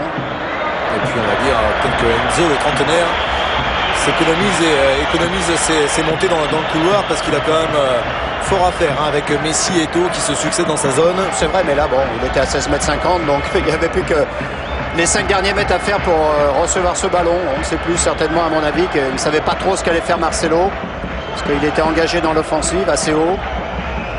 Piqué là au niveau de la qualité de passe, c'est bien, il trouve ses milieux qui sont quand même là bien mieux serrés par les Madrilènes, et il arrive à leur donner des ballons de 20-25 mètres au sol, parfaitement dosés.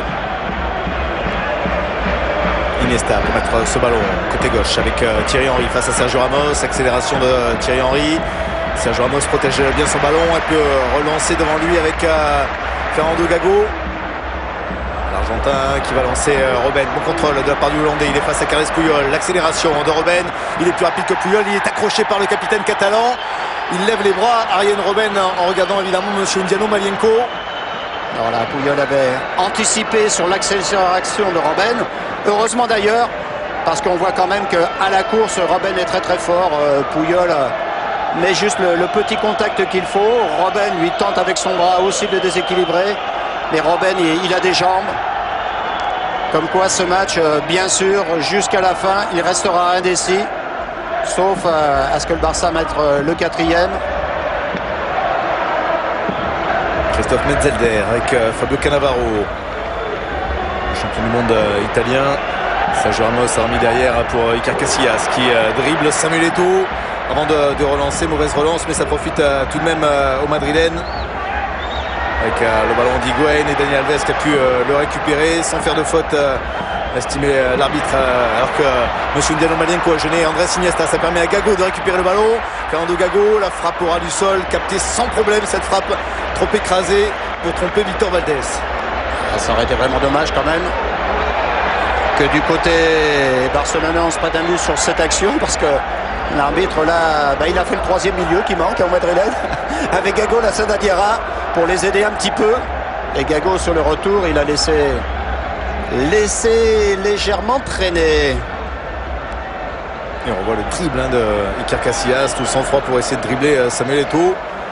Et vous l'avez vu, la faute de Gago sur Andrés Iniesta, l'Argentin, quitte à être monté, il s'était dit je ne ferai pas le voyage pour rien. Dans ce genre de match, ça peut être quand même assez préjudiciable. Vaut mieux rester en 11. Robben qui retrouve derrière lui Fernando Gago. L'Argentin a été contré par Yaya Touré. Bonne récupération pour la Sanadiara en couverture avec Metzelder. Gabriel Heinze et Alain qui a du mal à s'en sortir. On voit ce pressing barcelonais qui permet à Lionel Messi de récupérer le ballon. L'accélération de Messi, revient à l'intérieur face à Metzelder. Messi qui essaie de contourner, accroché par l'Allemand. Messi toujours qui va... Je ne sais pas vraiment s'il a voulu tirer, s'il a voulu centrer. Ce ballon, en tout cas, il était tout seul, c'est sûr. Je pense, oui. Là, on ne peut pas tout lui demander parce qu'il est embarqué dans une série de dribbles. Regardez, là, il a tellement de monde autour. Là, Metzelder, même le charge, il n'a pas le temps de lever la tête suffisamment bien. Alors, on peut avoir un doute, finalement, entre frappe et centre. Il n'y a qu'à ce moment-là où il jette un petit coup d'œil. L'angle était parfaitement fermé. Là, Casillas, il s'appuyait sur son poteau. Ça ne serait pas passé là. Et ça a été tellement vite parce que c'était encore une récupération très haute que ni Thierry Henry ni Samuel Eto'o n'avaient pu réussir à venir sur cette balle. Avec ce ballon de Xavi dans la profondeur pour Thierry Henry dans la surface de réparation. Il va pouvoir contrôler ce ballon face à Cannavaro et Thierry Henry qui a glissé un petit peu au moment de sa prise d'appui, au moment de faire son petit crochet pour s'écarter de Fabio Cannavaro. Le Français a glissé, espérons qu'il ne s'est pas blessé parce que Gago remonte le terrain avec Gonzalo Higuaín. Pour l'instant, du côté madrilène, on voit des roches de Robben, de Higuaín. C'est pas forcément comme ça qu'ils y parviendront le mieux parce qu'ils vont certainement s'épuiser. Comme ils s'épuisent à courir après ce ballon, toujours dans la même zone. Même si pourtant la Raúl, Higuaín, ils ont aidé. Avec leur maîtrise habituelle, les Barcelonais s'en sortent et s'en sortent bien. Et c'est surtout un match où on n'a quasiment pas vu le capitaine madrilène, Raúl González Blanco, qui joue son 30e Classico. Eh bien, c'est lui qui vient donner ce ballon pour Robben. Victor Valdés est sorti. Robben qui s'estimait victime encore une fois d'une faute. Ah bien, encore au départ, c'était l'arbitre qui était venu gêner les Barcelonais. Alors, cette fois, c'est sifflé pour une faute. Andrés Iniesta sur Sergio Ramos, les deux partenaires de la sélection. Oui, je crois qu'une fois qu'on est sur le terrain avec un maillot du Barça et du Real, on oublie, même si, contrairement à la légende maintenant en sélection, du côté de l'Espagne, il y a une équipe. Et une belle équipe. On a vu ce geste sur la prise de balle de Raoul. Messi s'en est pris un peu à l'arbitre. Qui avait encore gêné. Il s'en est pris même assez... Ramos qui reprend de la tête ce ballon donc déposé par Arjen Robben. Et voilà le Real qui revient dans la rencontre, 2-3. Second poteau, et il y avait trop de blancs de démarquer. Regardez là, ça se libère. Ils sont deux, presque 3 même dans le dos. C'est beaucoup de trop pour que Valdés puisse faire quelque chose. Higuaín, Ramos, peut-être Metzelder, mais ils sont tous là. Ils sont tous là, les Blancs. Valdés, il est crucifié. Ce coup de tête de Sergio Ramos qui ne marque plus beaucoup, estime-t-on et dit-on dans la presse espagnole, lui qui nous a habitués justement à ce genre d'action et à marquer sur coup de pied arrêté. Et bien pourtant là il vient marquer son 7e but de la saison et toute compétition confondue d'égaler son record personnel. Pour un défenseur, ça reste plus que net. Donc il est important ce but marqué par Sergio Ramos qui va relancer le suspense dans ce match, faire monter encore un peu la tension de ce classico. Sanadiara là il est obligé de commettre beaucoup de petites fautes parce que Iniesta dans ses dribbles, surtout lorsqu'il est face à son but, Iniesta pour se retourner c'est là où il est le plus terrible. On n'a pas l'impression que ce soit un joueur qui soit puissant, mais il se retourne et il accélère avec une facilité absolument dérisoire. Thierry Henry qui donne ce ballon à Xavi, et Xavi est en train de regarder la course, l'appel de Lionel Messi. Du coup il a été devancé par Cannavaro. Attention à ce ballon, l'extérieur avec Marcelo qui est devancé finalement par la sortie. Oui, parce que là il a eu le sang-froid. Les Malhéréennes, bien sûr, laissent énormément d'espace dans leur dos. C'est pas forcément une habitude pour eux. Là, ils y sont obligés. Et absolument en même ligne, là, ils se démarquent.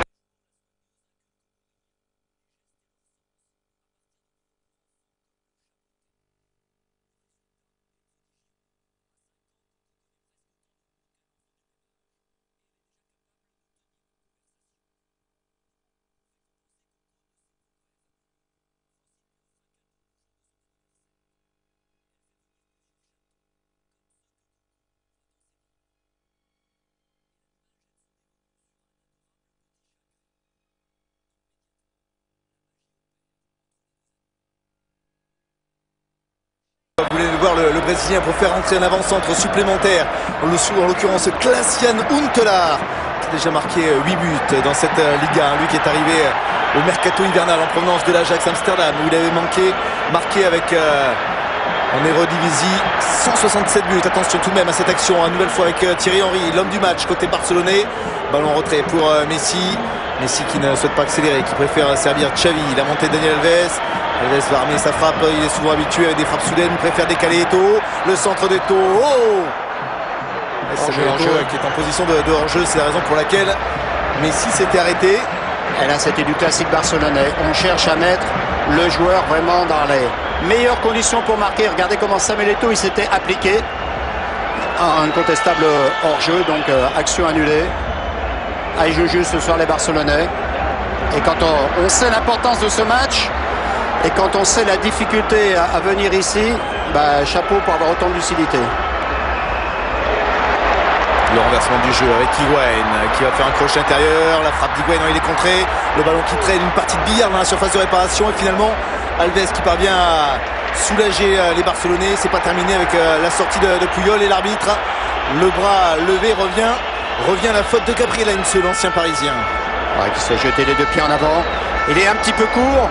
Et il sait que sur ce ballon-là, s'il n'agit pas et que Touré s'en va, derrière par les Barcelonais, à Barcelone, celui qui joue dans cette zone, il faut qu'il couvre dans l'axe et il faut qu'il couvre aussi sur les côtés.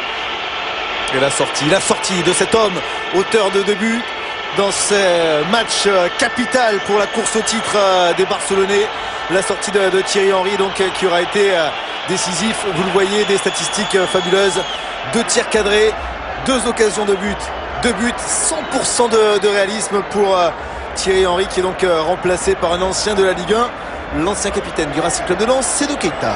Oui, avec lorsque c'est le cas sur ce type de changement, avec Iniesta qui ira jouer dans la zone de Thierry Henry, et bien sûr Seydou Keita qui lui avec Yaya Touré et ensuite avec Xabi va constituer le milieu à l'intérieur des Barcelonais, zone capitale pour eux. Alors là, cette fois, par contre, c'est peut-être du calcul au vu du match contre Chelsea. Parce que Thierry Henry avait reçu quand même pas mal de chocs. Il était même un peu incertain à la fin de la première période. Oui, puis c'est d'abord du calcul certainement pour ce match, parce que pour le moment, le plus important, c'est de battre le Real. C'est pas encore fait. Voilà, c'est de Keita qui peut garder, conserver ce ballon. Il a été mis au sol. L'arbitre va le signaler, revenir à la faute. Les Madrilènes là, se retrouvent à gérer leur effectif qui n'est pas très équilibré. Et ça a été un problème pour Schuster, c'en était aussi pour André Ramos, parce que Huntelaar, Higuaín, bien sûr Raoul, ce sont des joueurs axiaux. Et quand Robben joue à droite, il revient lui aussi dans l'axe. Alors c'est quand même assez difficile au niveau du jeu offensif, assez équilibré. Bernd Schuster n'a pas eu de problème avec Huntelaar, puisque Huntelaar est arrivé bien après. Il est arrivé au mercato hivernal. Non, mais lui, c'était un choix, on va dire, c'était un choix de André Ramos pour pallier évidemment à la longue blessure de Ruud van Nistelrooy. Avant c'était Van Nistelrooy, donc on était avec la même difficulté, avec énormément de joueurs axiaux, que ce soit des milieux offensifs ou des attaquants. Il y en avait très peu à mettre sur les côtés. Donc tantôt Raoul, tantôt Higuaín, voire même Huntelaar ont été sacrifiés. Mais ça empêche bien sûr le Real d'attaquer et de défendre dans de bonnes conditions, parce que les deux actions sont liées bien évidemment. On a vu passer le visage des deux présidents, Vicente Bouda, président du Real Madrid, président intérimaire jusqu'aux élections qui se tiendront le 14 juin avec la possible élection et le retour de Florentino Pérez. À côté de lui, Joan Laporta. Tout ça pour dire qu'il y a eu évidemment la traditionnelle communale, le repas entre les deux présidents ce midi, que Vicente Boluda a offert une affiche, un classico des années 50 au président barcelonais, et il n'a pas manqué de souligner que le Real Madrid s'était dans ce match-là imposé 4-1, et donc Joan Laporta lui a répondu vous essayez de mettre la pression. Et bien pour l'instant son équipe est en train de venger l'affront, et regardez ce bloc de glace sur la jambe de Thierry Henry. Peut-être lors de cette glissade, à espérer que au niveau du genou là, il ne se soit pas blessé, parce qu'on l'a vu l'autre jour avec Marquez dans des situations vraiment qui paraissent plus qu'anodines. On peut se blesser assez gravement, avec rupture externe et interne au niveau des ménisques pour Marquez, alors qu'il est tout seul à chercher un partenaire pour faire une passe. Ça paraît quand même assez bizarre. L'ouverture de la Sanadiara pour Robben qui revient sur le côté gauche, qui se détend pour essayer de contrôler ce ballon de fort belle manière. Robben face à Gérard Piqué, il n'a pas réussi à passer le défenseur catalan, et les Blaugrana qui peuvent récupérer le ballon. Piqué vraiment qui s'impose de plus en plus. Alors c'est vrai que sans Puyol et Marquez, on peut avoir quelques petits soucis côté barcelonais. Je pense qu'avec Abidal et Piqué, ils peuvent aussi avoir des possibilités très intéressantes là de remplacement. C'est beau quand même par rapport à des joueurs comme ça de se retrouver au plus haut niveau en Liga et au niveau international. Piqué, Busquets, là, des tout jeunes Barcelonais qui arrivent dans une saison exceptionnelle pour les Barcelonais, qui alignent souvent 6, 7, voire 8 joueurs formés au club, et dans des matchs importants, pas dans des matchs de 16e de finale de la Coupe du Roi, non, dans des matchs de Liga ou dans des matchs de Champions League. Regardez cette possession de balle, toujours proche des 60% pour le FC Barcelone, qui joue à l'extérieur sur la pelouse de Santiago Bernabéu, mais surtout cet avantage, 14 occasions pour les Catalans, seulement 5 pour les Madrilènes. On a revu les deux défenseurs, Puyol qui est à la lutte, Piqué qui couvrait bien, et quand on a Huntelaar entre les deux, ça peut être délicat, parce qu'il faut quand même le contrer avec sa taille. Donc ça sera Raoul maintenant avec Huntelaar à axe, et c'est Higuaín qui va se retrouver décalé sur un côté. Le gauche la plupart du temps, avec Robben qui est de l'autre côté. donc pour Higuaín, et il a Alves qui continuera à plonger bien sûr. Donc il va falloir qu'il attaque bien sûr, mais qu'il défende aussi. Coup de tête de Carles Puyol pour envoyer ce ballon vers l'avant. Le public qui essaie de pousser, d'encourager les Merengues. Il reste un peu moins de 25 minutes dans ce Classico pour espérer aller chercher une victoire, mais alors qui serait pour le coup historique. Il va falloir encore marquer 3 fois. Et seule la victoire est importante pour les Madrilènes. C'est une vraie passation de pouvoir entre le double champion sortant et sans aucun doute l'équipe qui va les remplacer au palmarès. Ça c'est fort encore. Une ou deux touches constamment de face, et Iniesta lui qui rajoute la petite couche de dribble. Comme on disait tout à l'heure, lorsqu'il est face à son but, là il a l'air de se retourner. Et vous voyez, d'un seul coup, ça a éliminé 5 ou 6 joueurs madrilènes. L'accélération de Daniel Alves, un petit crochet. Daniel Alves qui va essayer de centrer au point de pénalty. Xavi est suivi. Le ballon a été repoussé. C'est Seydou Keita qui ne préfère pas armer sa frappe, qui sert Iniesta. Eto'o, il n'était pas hors jeu, du bout du pied. Gabriel Heinze a réussi à enlever ce ballon à Samuel Eto'o. Et le crochet, il était réussi de la part d'Eto'o. Il avait même un partenaire. Ils étaient deux plein axe. Superbement démarqués encore par cette petite passe. Le Sergio Ramos, il a peut-être laissé un petit peu traîner sur Yaya Touré qui était au sol. Avec ce ballon qui va être sorti. Yaya Touré est au sol, alors que vous voyez en bas de votre écran que Royston Drenthe est parti à l'échauffement côté madrilène. Juan Ramos ne doit plus savoir vraiment que faire. Il a fait rentrer un attaquant supplémentaire, Huntelaar, à la place d'un milieu Marcelo. Il n'a pas excessivement de possibilités. Drenthe, c'est de l'explosion aussi. C'est malheureusement un joueur qui n'est pas très bien vu ici, parce que bon, il n'est pas dans la lignée des joueurs que le public madrilène aime, c'est-à-dire des joueurs vraiment techniques qui ont beaucoup de maîtrise. Il est tout en accélération, tout en engagement. Et lors de ses premières apparitions, il avait eu beaucoup de déchets dans son jeu. Avec Royston Drenthe, le seul joueur offensif qui reste sur le banc de Juan Ramos. L'entraîneur madrilène, c'est le français Julien Faubert. Ce sont des joueurs justement qui, eux, peuvent évoluer sur les côtés. Gabriel Heinze va chercher une passe forcée, interceptée par Yaya Touré. Le public qui siffle, mécontent par forcément de la prestation des Madrilènes. Eto'o chercher la profondeur avec Xavi. Xavi qui se bat, qui réussit à conserver ce ballon. Xavi qui va même se retourner, mais il est dépossédé du ballon par Lassana Diarra qui met ce ballon dans la course d'Higuaín. L'accélération de l'Argentin, Higuaín face à Piqué. Il a tenté le crochet, non, il va revenir dans l'axe avec son compatriote Gago, poursuivi par Seydou Keita. On recule avec Sergio Ramos, à nouveau Gago. Il faut trouver la profondeur maintenant. On essaie de jouer encore dans la largeur avec Higuaín qui va centrer, le centre est travaillé. Et ça sera une sortie de but tranquille pour Victor Valdés. Est-ce que là, les Madrilènes sur le côté n'ont pas vraiment réussi à décaler, à fixer?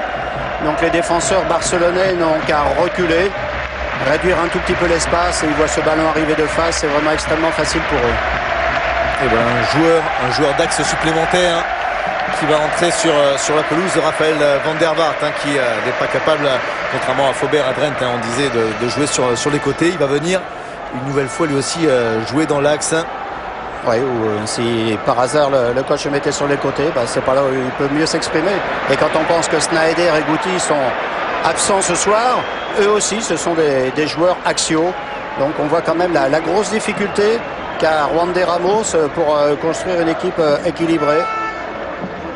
Il n'y a rien à faire, les joueurs, on ne peut pas les modifier, ils ont des caractéristiques. C'est à partir de là qu'un entraîneur choisit une organisation pour essayer d'attaquer et de défendre. Et quand il y a trop de déséquilibre dans un effectif, certainement que de temps en temps, Juan Ramos, il ne va pas dormir beaucoup.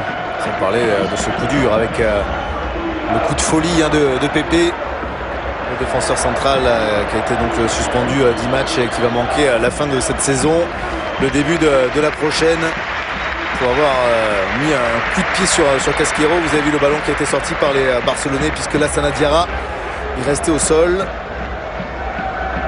Que les autres francophones, Seydou Keita et Yaya Touré, sont venus le réconforter. Alors qu'au départ, c'est Lassana qui glisse, on le voit. Mais ensuite, c'est vrai que Seydou Keita lui tombe dessus.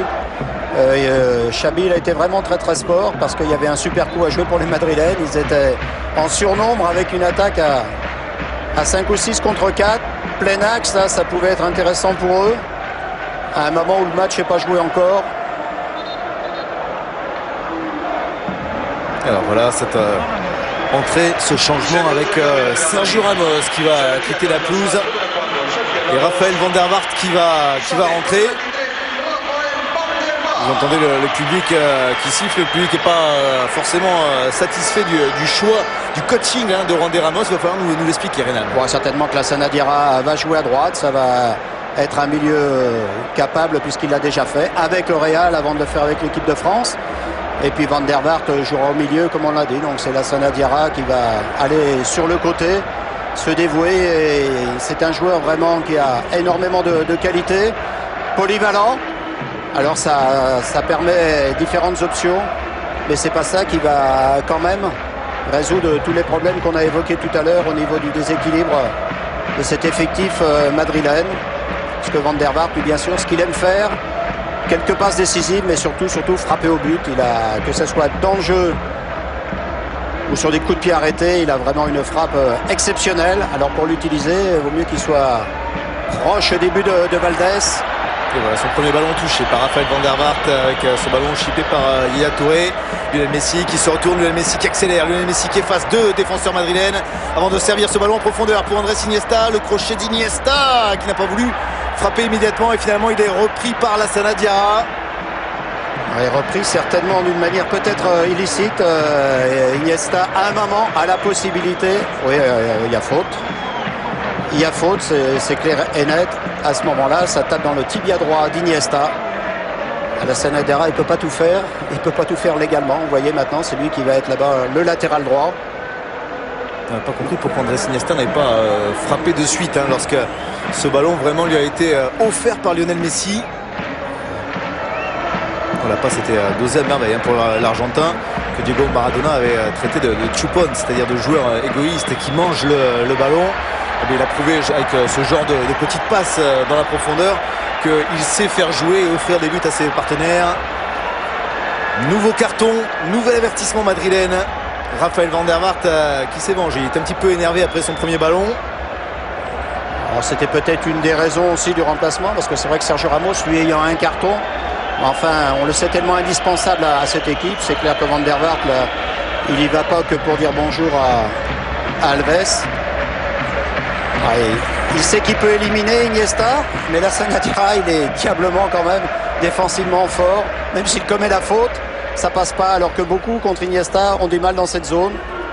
Lorsqu'il joue dans la zone de Thierry Henry, il est capable lui aussi de passer des deux côtés, à l'intérieur, à l'extérieur. À 5-2 en faveur du FC Barcelone. Il n'a pas raté ce nouveau face-à-face avec le gardien espagnol. Et voilà le Barça qui maintenant peut sceller quasi définitivement sa victoire dans ce match, dans ce Classico et dans ce championnat. Oui, vous parliez tout à l'heure, Lilian, que quelquefois il exagérait un peu. Regardez là, le 1-2, il a été somptueux avec Xabi. La remise de Xabi aussi. Il fixe parfaitement les défenseurs. Impossible à jouer quand vous êtes face à un joueur qui a autant de maîtrise. Où aller, quoi faire. Mais s'il ne s'est pas trompé, n'a pas tremblé, c'est plus facile quand on mène 4-2. Mais avec le talent qu'il a, on n'en attendait pas moins de lui. C'est une équipe qui lui réussit particulièrement bien. Lionel Messi qui avait marqué les 3 buts du match nul au Camp Nou lors de la saison 2006-2007. Il avait également marqué le deuxième but barcelonais lors de ce Classico au match aller au Camp Nou. L'ouverture du score était venue de Samuel Eto'o et Lionel Messi a mis un petit lob superbe pour effacer Iker Casillas. Et là ce soir c'est un nouveau doublé pour l'Argentin. Et dans ce dernier quart d'heure, le Real n'a plus beaucoup d'espoir. Même si Higuaín tente encore de récupérer ce ballon. La tenaille s'était fermée, ils étaient 3, ils étaient 4 là, à enfermer Higuaín. Et bien sûr, c'est le nombre qui a eu raison. Et ensuite, dans les possibilités de contre maintenant, ça, du côté de Madrid, ça s'ouvre dangereusement. Ils sont obligés d'aller assez haut. En plus, ils ont une équipe forcément maintenant composé de beaucoup de joueurs offensifs. À l'intérieur, Gago va se retrouver bien seul pour freiner tout ce beau monde.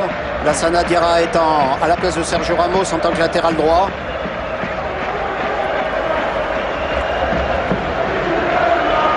Et voilà, Lassana Diarra pour remettre ce ballon. Ouverture, on cherche la profondeur avec Raoul qu'on n'a quasiment pas vu, hein, le capitaine merengue dans ce match.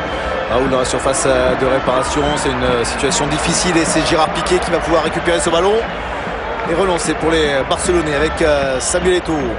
Et relancer vraiment très bien Samuel Eto'o côté droit avec Messi qui est très souvent dans l'axe. Ça fonctionne bien, on voit Messi là qui a effectué une mauvaise remise et qui, fidèle à l'idée du club, aussitôt qu'il a perdu le ballon, fait un gros effort sur Gago. Et le troisième dernier changement madrilène qui s'apprête avec l'entrée en jeu future de Javi Garcia.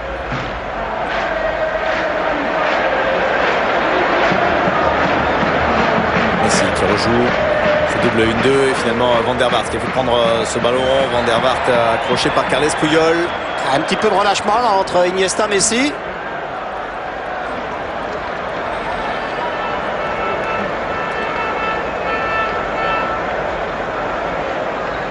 Madrilène qui essaie de faire tourner, de contourner le bloc avec Higuaín. Le décalage est fait pour la montée de Gabriel Heinze qui peut se centrer, ça sera trop fort au second poteau pour trouver la tête d'un partenaire.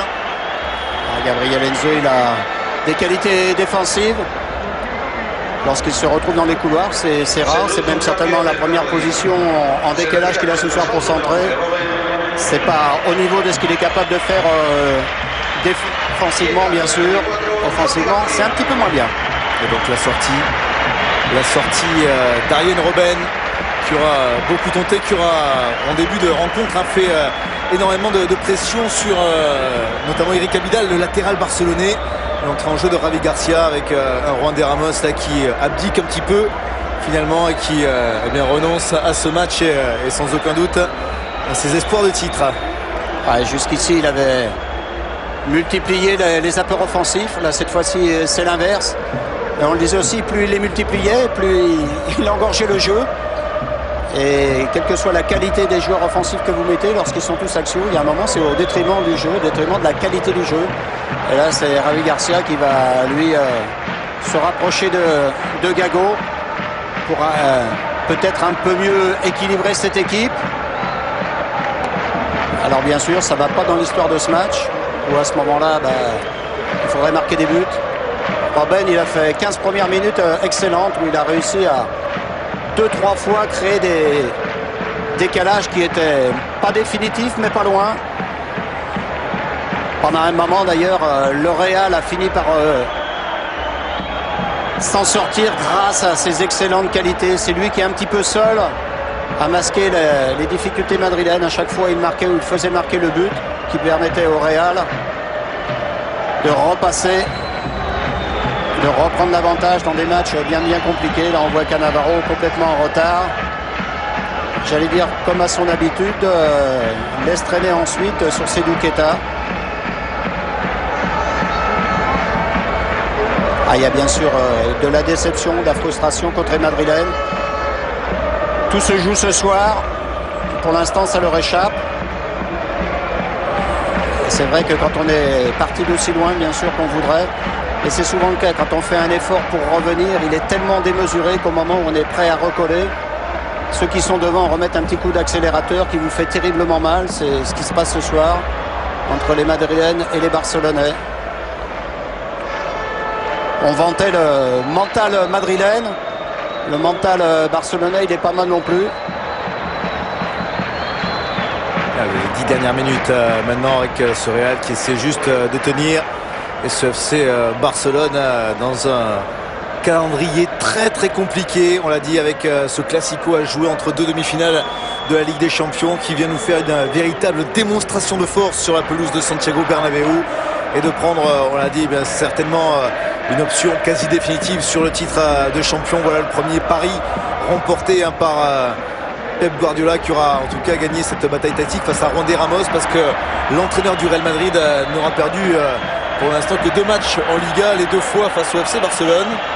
Ouais, ça aussi, on ne peut que le redire. Le Real fait une saison absolument exceptionnelle. Il n'y a qu'un petit inconvénient. Cette année, dans la Liga, il y avait un Barcelone au-dessus de tout. Et au moment où on croyait qu'il allait un petit peu faiblir, toutes les qualités qu'ils ont exprimées cette saison, à nouveau, ils les ont exprimées sur cette pelouse, dans les conditions peut-être les plus difficiles. Sauf que quand même, eux, ils avaient un petit avantage, c'est qu'en sortant de ce match, ils savaient que quoi qu'il arrive, ils étaient toujours devant. Je pense que ça a pesé dans la balance. C'était peut-être de trop ce qui était proposé aux Madrilènes ce soir. Non seulement il fallait qu'ils gagnent, en sachant qu'après, il aurait fallu continuer à espérer que le Barça coince. Enfin, qui croyait les Madrilènes lorsqu'ils étaient à 12 points que ce classico, mais une véritable déroute, un 7 comme on dit en Espagne. Gérard Piqué qui marque le 6e but, le Barça qui mène 6-2. Un débordement là magistral. Je dis qu'il est magistral parce qu'il est surtout bien conclu. Quand il y a 5-2, des fois il peut y avoir des péchés au niveau de respecter le jeu tout court. Vraiment, il a donné un ballon parfaitement dosé, même s'il a fallu s'y reprendre à 2 fois. Regardez, ça doit être extrêmement limite quand même la position de Samuel Eto'o. Là, il va s'appliquer. C'est Piqué qui est quand même défenseur central. Casillas contre. Et Piqué qui aurait dû rendre ce ballon. Évidemment, le Real Madrid est KO debout maintenant avec ce 6e but inscrit par Gérard Piqué par le FC Barcelone. On l'a dit, ce Real qui arrivait tambour battant pour revenir derrière le FC Barcelone. On pensait que ce classico allait être décisif. Il l'a été, mais alors quel coup dur. Que ça va être dur dans les chaussettes, dans les têtes des Madrilènes d'avoir fait cette incroyable série et que finalement tout s'écroule, tout tombe à plat avec cette humiliation subie à Santiago Bernabéu en 100 et quelques classicos, on le disait, 158e, mais surtout bien sûr tous ceux qui s'étaient joués à domicile. Jamais en un siècle d'histoire le FC Barcelone n'avait marqué 6 buts sur la pelouse de Santiago Bernabéu. Ils l'ont fait au meilleur des moments. Et je crois que ce soir, le Real, il faut rendre hommage à cette équipe parce qu'ils ont fait, compte tenu de toutes les difficultés, ils ont fait vraiment un championnat magnifique. Chapeau à Juan de Ramos. Il a pris l'équipe au plus mauvais moment. En plus, il fallait aller à Barcelone. Il a réussi à mettre cette équipe dans le sillage du Barcelonais, à les faire peut-être un petit peu douter, quoique. Plutôt faire douter les supporters, ceux qui sont sur le terrain et de l'autre côté aussi, puisqu'on en est à l'affrontement ultime. Là. Chapeau aussi aux Barcelonais parce qu'ils auront battu un grand Real, un beau Real. Ce championnat aura été un championnat magnifique et le champion à belle allure puisque avec ce 6-2, on le dit, on le répète à l'envi, mais le Barça sera sacré donc champion, prendra la succession du Real Madrid, une véritable passation de pouvoir et on voit ce double changement, vous voyez, il est hilar, Pep Guardiola, c'est pas son habitude, mais là aujourd'hui 6-2, il se lâche parce que vraiment, tout au long de la saison, il a cessé de nous répéter à notre micro, dans les conférences de presse, que rien n'était gagné, que le FC Barcelone n'avait toujours gagné aucun titre, mais là il le sait maintenant, 7 points d'avance avec 4 matchs à jouer, il faudrait que le Barça s'écroule 3 fois dans les prochaines journées, c'est toujours possible, mais quand même, ça sent bon le titre. Oui, effectivement. Enfin, lorsqu'on n'est pas supporter, lorsqu'on n'est pas socios de ces deux équipes, en tant qu'amoureux du football, on peut dire que le Barça cette année, s'ils n'ont rien gagné, minimum ils ont gagné le respect de ceux qui aiment le foot, parce que des saisons comme ça, il y a vraiment très peu de clubs qui en réalisent, ce qui fait qu'on a vu Casillas, on a vu Raúl, Juan de Ramos, par rapport à ce qu'ils ont pu déclarer sur le Barça. C'était quand même un petit hommage et c'est la logique parce que cette équipe vraiment au niveau du foot cette année elle a ravi tous ceux qui sont autour des terrains. C'est efficace, c'est beau et ça permet de gagner 6-2 dans un match extrêmement délicat. Avec Boyan, ce ballon sur le côté pour le tout jeune Boyan, c'est 18 ans qui réussit à effacer son adversaire. Boyan est passé, il a passé à Enze, le centre de Boyan avec l'ami Lionel Messi qui a tenté une petite talonnade pour marquer un 7e but. Et sur ce ballon, en allant au premier poteau, bien sûr il y avait Seydou Keita qui comme d'habitude avait plongé aussi à 3 contre 1, mais c'est sa course qui est vraiment très importante. Regardez, il tente une petite déviation de l'extérieur du pied gauche. Casillas, il commence à être un peu dépité. Pour Enzo, c'est délicat. Il a souffert déjà pendant presque 90 minutes et on lui met un tout jeune, très frais. Là, Metzelder, il a mis la main sur l'épaule d'Eto'o pour empêcher d'être pris dans ce 1-2. Et vous l'avez vu, les supporters madrilènes qui quittent l'enceinte de Santiago Bernabéu. Les chants que vous entendez, ce sont les supporters barcelonais qui ont fait le déplacement. On les a vus quelques fois là-haut dans la tribune de la Cour d'Assour. Pour certains madrilènes, ça fait déjà un petit moment qu'ils ont commencé à rentrer à la maison. C'est un public difficile, un public qui aime pas voir le Real Madrid se faire balader. On a été habitué au caviar dans cette enceinte de Santiago Bernabéu et on n'a jamais pris goût aux larges défaites et aux humiliations. En tout cas, après le Barça qui avait fait sur cette pelouse l'an passé, souvenez-vous, vous étiez avec nous sans doute l'an passé sur Canal Plus Sport pour voir le passillo que les Barcelonais avaient fait au Real Madrid. On parlait d'humiliation du côté des Catalans, mais alors là, celle-là, elle vient du terrain, elle est encore plus dure dans la tête des joueurs. Oui, à choisir, vaut mieux faire le passillo que de souffrir 90 minutes et surtout les dernières minutes quand on est chez soi avec un score qui paraît maintenant en définitif et qu'il faut quand même continuer à jouer. Là, ce sont des minutes très difficiles pour les joueurs madrilènes et au contraire qui doivent être jouissives pour les joueurs barcelonais. C'est le plus gros triomphe barcelonais dans l'histoire de ces derbys sur la pelouse de Santiago Bernabéu. La dernière fois que le FC Barcelone avait déroulé, avait offert une telle humiliation, un tel spectacle, c'était lors de la saison 73-74 où le Barça s'était imposé 5-0. À l'époque, Reynald, vous vous en souvenez sans doute, il y avait El Mago, la tulipe d'or, Johan Cruyff qui jouait sur cette pelouse dans l'équipe barcelonaise. Et comme on sait que Pep Guardiola est le fils spirituel, le relais sur le terrain quand Johan Cruyff était entraîneur, c'est un bel hommage finalement, un retour de l'histoire avec cette victoire 6-2 qui attend les Barcelonais. Alors que Samuel Eto'o était parti encore dans les dribbles. C'est peut-être une des raisons aussi qui font que leur Barça est capable d'aussi bien jouer ce soir à Madrid, c'est qu'il y a quand même une continuité, vous le disiez. Parce qu'il est certain que si Guardiola a pris l'équipe cette année, il était loin de partir à zéro. Il connaissait tout dans ce club, il connaissait surtout la manière de faire jouer ces Barcelonais. Il connaissait les joueurs les plus influents dans le jeu du Barça, les Xavi, les Iniesta. Avec ce ballon en profondeur, cette tentative dans Vicente Boluda qui salue le président Laporta. Certainement, ce Barça est parti pour être champion d'Espagne. C'est une démonstration, une véritable passation de pouvoir. Que dis-je? Un sacre des Barcelonais qui remporte ce Classico 6-2. Ils auront eu un tort, les Madrilènes, c'est de marquer les premiers. Lorsqu'ils sont menés, ils ont une énergie terrible pour revenir. Là, ils se sont trouvés dans la position difficile. Mais surtout, quelle maîtrise, quelle tranquillité, quelle assurance du côté du Barça qui a développé le jeu qu'on connaît habituellement avec presque trop de facilité. Et ben voilà, merci à tous. Ça a été un Classico historique d'anthologie. J'espère que vous l'avez enregistré. Et quant à vous, Marc et Jean-Charles, voilà la plus grande équipe peut-être d'Europe. Elle s'appelle le FC Barcelone. Elle sera sacrée championne d'Espagne. Ouais, restez quelques instants avec nous, Lilian Gatoun et Reynald Denwex, parce qu'on va vous faire profiter d'un moment, un grand moment de télévision. Regardez, 74e minute, c'est le 5e but de Léo Messi. On vous a trouvé vachement plus en retenue sur ce but de petit international argentin par rapport à vos collègues de la télévision espagnole. Je vous propose d'écouter. Regardez, ça dure 1 minute 20 de pur bonheur. Se la puso donde más le duele al portero, en el palo corto, a Iker Casillas. X frágil, esa enfermedad que tienen algunos niños y por el cual Messi lucha y da todo su apoyo comprometido. Marca Messi su doblete, su segundo gol en el Bernabéu para meter la manita.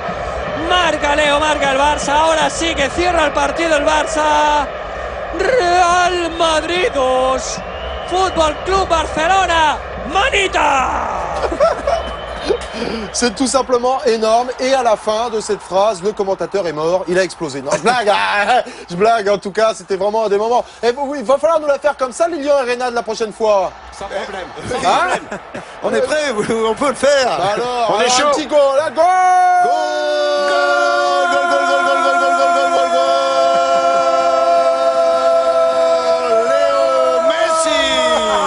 Vous êtes encore court, une bonne quinzaine de secondes encore. Hein. On a du coffre ici.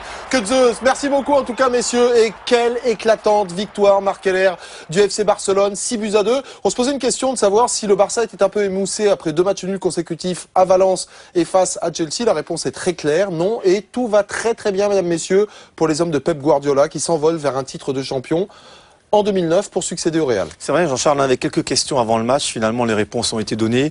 Le Barça sera champion. Je dirais c'est un stade magnifique, des joueurs exceptionnels, du fair play, du jeu.